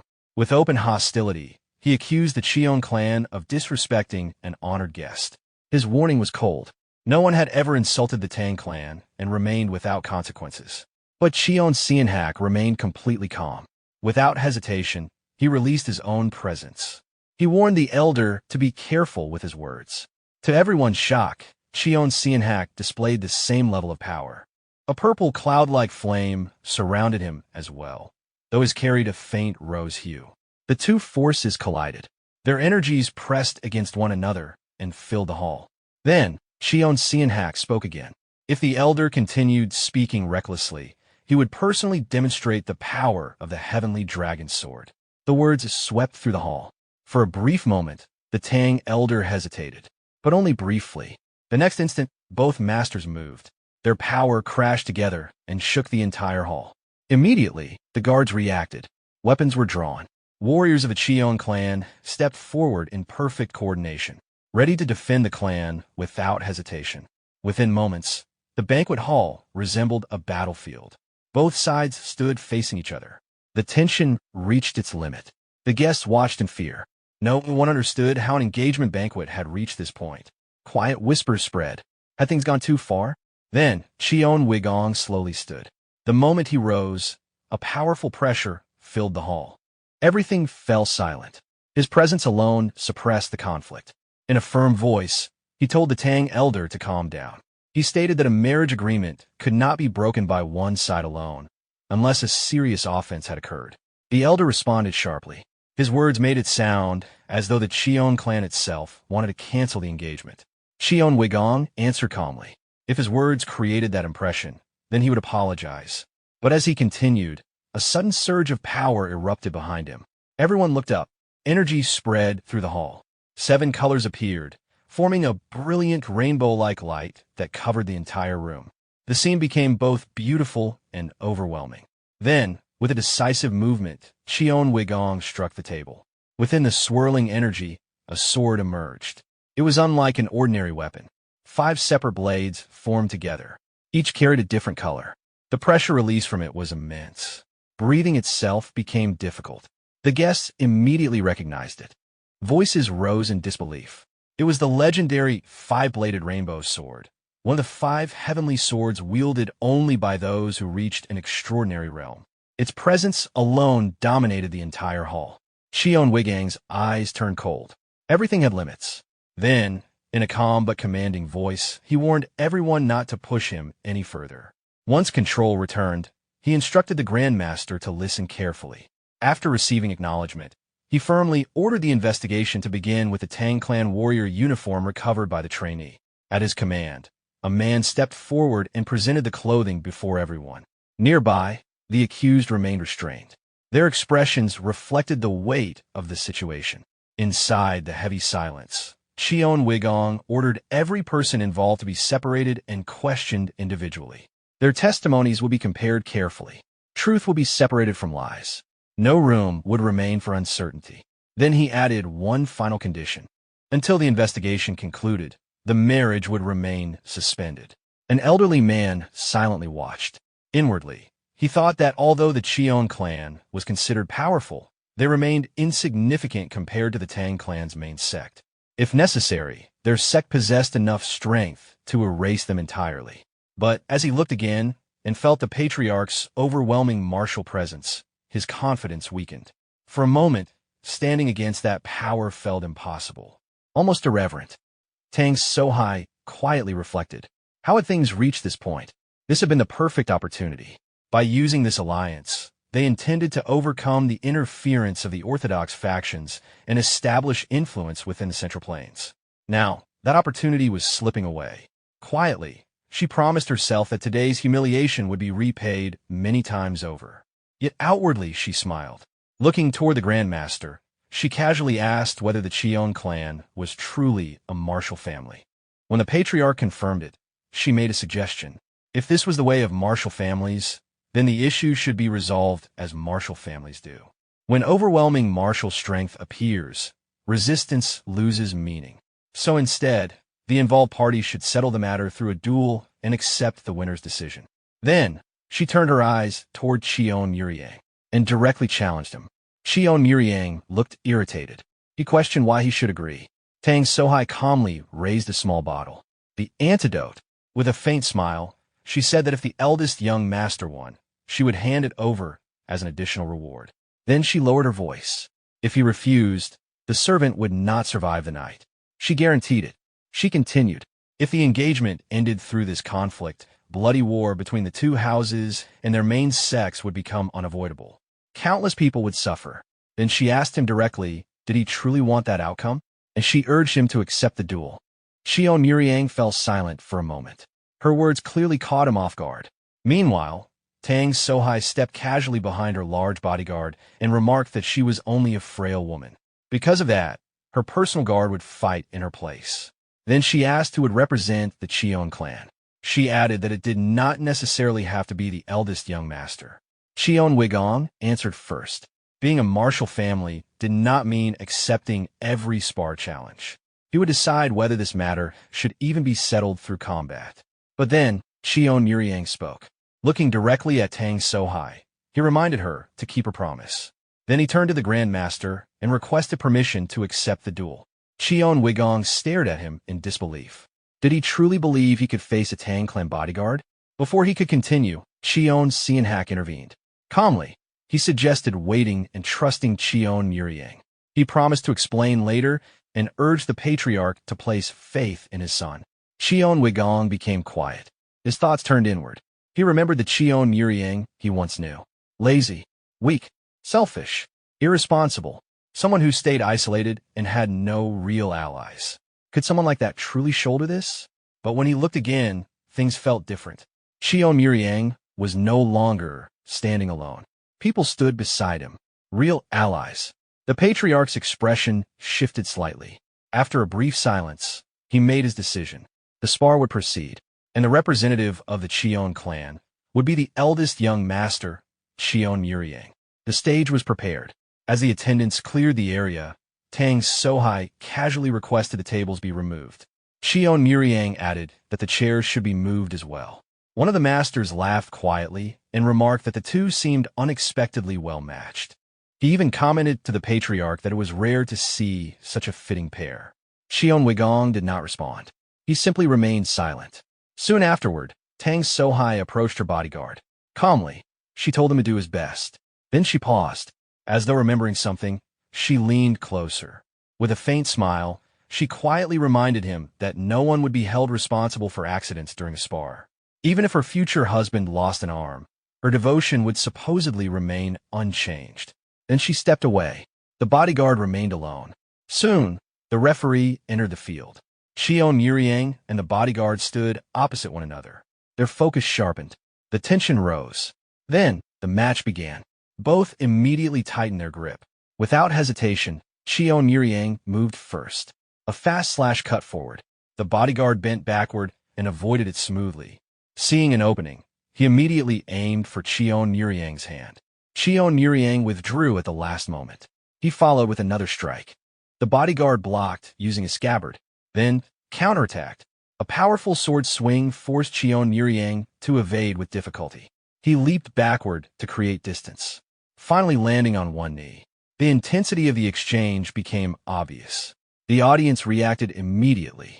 Some questioned whether the bodyguard was using a Cheon fuse sword. Others stared at Cheon Muryang in disbelief. Was this really the same reckless and useless eldest young master they remembered? But Cheon Muryang ignored them. His eyes remained fixed on his opponent.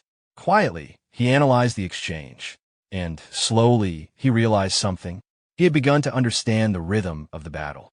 To him, it felt as though he had already seen through the bodyguard's martial arts, right at its absolute peak. Cheon Muryang raised his sword again. The bodyguard leveled his blade in response. Cheon Muryang calmly told him to come. The bodyguard charged forward. Cheon Muryang moved to meet him. Neither side held back. Both committed completely. The bodyguard struck first. Cheon Muryang blocked cleanly. His opponent was a first-class swordsman who had fully mastered sword chi, clearly stronger in raw power.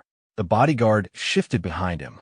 Cheon Muryang turned and met the attack, but the movement was read immediately and avoided. At that moment, the bodyguard believed victory belonged to him. He aimed a kick. Cheon Muryang narrowly avoided it. His knee nearly touched the ground. The bodyguard retreated briefly before charging again. Cheon Muryang read the target and blocked, but the force behind the strike was overwhelming. Again, the target was his arm. Cheon Muryang continued thinking about it. Why was the bodyguard so determined to take that arm? Then, Cheon Muryang stepped back. The next instant, he accelerated forward at full speed. He needed to confirm whether the opponent could truly keep up. Cheon Muryang left the ground and launched into an overhead strike. Then he disappeared. The bodyguard's expression broke. He thought Cheon Muryang was repeating the same reckless move. Not merely weak, but foolish. He decided to cut straight through everything and take the arm with it. But Cheon Muryang spoke as he moved. Or perhaps the understanding surfaced from somewhere deeper. Within understanding, there is knowledge. There is ignorance. And between them, there is opinion. Opinion appears convincing. Yet it is only incomplete knowledge disguised as truth. That is why sages say opinion can never become absolute proof. A person's understanding of an opponent is nothing more than an opinion built from the past. The moment that happens, they stop seeing a living person. They only see a shell, a figure created from someone who no longer exists. Therefore, the instant someone believes they fully understand an enemy is the instant they understand nothing. Then, Cheon Muryang questioned him. Did he truly believe he understood Cheon Muryang after crossing swords once? Blue light flashed. The bodyguard's sword cut through empty space. Cheon Muryang had already moved beside him. Panic crossed the man's face. He tried to force his blade upward, but it was too late. Cheon Muryang had already passed him. The strike was complete. Cheon Muryang watched silently. The calm expression on his face shifted for the first time. The bodyguard could only scream. Cheon Muryang immediately declared the match finished. Quietly, he judged that although the strike was not a perfect reverse-scale cleaving sword, it was close enough. The bodyguard turned back in disbelief. He could not accept the result. Nearby, the elder and others remained frozen. Only one thought remained. Impossible. Sweat rolled down Tang Sohai's face. Cheon Muryang extended his hand and reminded her to keep her promise. Her jaw tightened. Finally, she handed over the antidote. The moment it reached his hand, Cheon Muryang turned away. Then, his body suddenly faltered. A tremor spread through him. Something was wrong. He felt it before understanding it. His breathing became unstable. During the duel, Cheon Muryang had forcibly opened his meridians for a brief moment to withstand sword chi. Now, the suppressed energy flooded back. Every pathway became blocked. The flow of internal energy collapsed. Blood spilled from his nose. His vision slowly turned red. The floor rose beneath him. Cheon Muryang collapsed. The antidote landed nearby. Close enough to see. Close enough to reach. But his body no longer responded. All the trainees immediately rushed toward Cheon Muryang. Before anyone could reach him, Cheon Muryang and Cheon Muryang launched into the air and landed beside him. Cheon Muryang immediately lifted Cheon Muryang and checked his pulse. Cheon Muryang examined him at the same time. The result stopped him. The force blocking Cheon Muryang's meridians was the energy trapped inside his own dantian, the same elixir energy that had remained untouched until now. If it was not resolved immediately, his internal energy would reverse flow, rupture his meridians, and completely destroy his dantian. Before consciousness faded, Cheon Muryang heard Cheon Muryang's voice. Cheon Muryang instructed Cheon Muryang to conclude the banquet, arrange treatment for Cheon Muryang and the trainees, and send the antidote to Woleong immediately. Cheon Muryang accepted quietly. Then, Cheon Muryang lost consciousness. Cheon Muryang immediately transferred his aura. Chi deviation occurs when internal energy reverses or escapes control, causing the collapse of the dantian, the meridians, and eventually the mind. At the early stage, the core must be stabilized immediately. Foreign energy must be expelled. The reversed flow suppressed. The remaining energy stabilized and guided back into proper circulation. Because controlling another person's internal energy requires precision equal to controlling one's own, success is never guaranteed, not even for someone who has reached transcendence. And in Cheon Muryang's case, the energy spread across his meridians also had to be dissolved simultaneously. That evening, Cheon Muryang's red cloud flame chi filled the banquet hall for a long time. The Tang clan departed quietly and in humiliation. As they left, the Tang elders spoke. The eldest young master's condition had been completely different from what they had expected. If Cheon Muryang truly possessed that level of talent, the Cheon clan would never have proposed this marriage. They would never risk inviting the hostility of the Central Plains sections. After a pause, he remarked that it was unfortunate things had ended this way. Tang Sohai walked beside him silently. Then she remembered something. When she first arrived, a dog had suddenly rushed forward barking. The startled maid had spilled food onto her clothes. The memory faded. Tang Sohai quietly left the Cheon clan with the rest of her people. At the same time, inside the estate, Cheon Muryang stood alone in the empty banquet hall. Tables were broken. Chairs had been pushed aside. Candles burned quietly over a place that had recently been full of voices. Now, there was only silence. Cheon Muryang approached and asked whether he was all right. No answer came. After a long silence, Cheon Muryang spoke first. He admitted that he understood the reasoning. No matter how serious Cheon Muryang's condition had been, proposing marriage with the Tang clan had been extreme. Still, he was relieved it had been annulled. But now, they had made a true enemy. The Tang clan would not forget this. Cheon Muryang quietly said he was wrong. Cheon Muryang stopped. Cheon Muryang explained that he had never brought in the Tang clan because of Cheon Muryang's illness. Cheon Muryang asked why. Cheon Muryang answered, without borrowing the Tang clan's influence, he would not have been able to protect Muryang. Protect? Cheon Muryang quietly repeated the word. Cheon Muryang called his name and asked if he had noticed something. He could no longer remember how many years had passed since Cheon Muryang had last looked directly into his eyes. And tonight, for the first time, it seemed Cheon Muryang had finally made friends.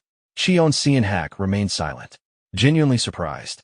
Cheon Muryang quietly said he was tired and would head inside. He began walking away. Cheon Muryang remained standing alone in the empty hall. Thinking quietly, the clan head had looked strangely at peace. Then, Cheon Muryang stopped. Without turning, he said it had been long enough. Tonight, he wanted a drink. And for the first time in years, he felt like getting drunk. Cheon Muryang smiled faintly and nodded. He walked beside Cheon Muryang and said it sounded good to him as well. The two left together. Outside, the trainees moved through the night in groups, still unable to process everything they had witnessed. They talked excitedly among themselves. What they had experienced felt unreal. Their names and what they had accomplished would be remembered. Starting today, they believed they had become legends. Morning arrived quickly. Thunder, the stray dog that had claimed the Cheon clan estate as his territory, received his usual meal from one of the maids. He ate noisily. The sound carried through the walls of the medical pavilion. A pair of eyes slowly opened. Wolyang sat up and looked around. The ceiling above her was unfamiliar. She did not understand where she was or why. Another maid noticed immediately. She screamed, not in fear, but relief. Her voice trembled as she told Wolyang she had finally awakened. She had been unconscious for days. Wolyang quietly asked what happened. The maid explained. She had nearly died from Tang clan poison.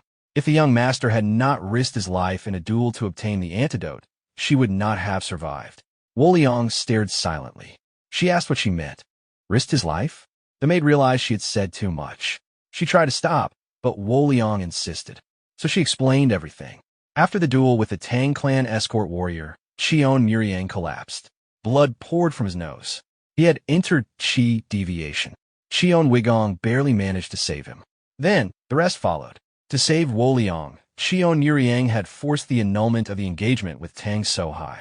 And because of that, the Cheon clan and Tang clan had become enemies. Wolyang immediately got out of bed and ran. The maid's words echoed behind her. How could someone as insignificant as herself become the cause of something so enormous? She had no answer. She ran straight toward Cheon Muryang's room. Calling his name, she stopped. Cheon Muryang was sitting beside the bed. Wolyang froze in the doorway. She could not understand why he was there.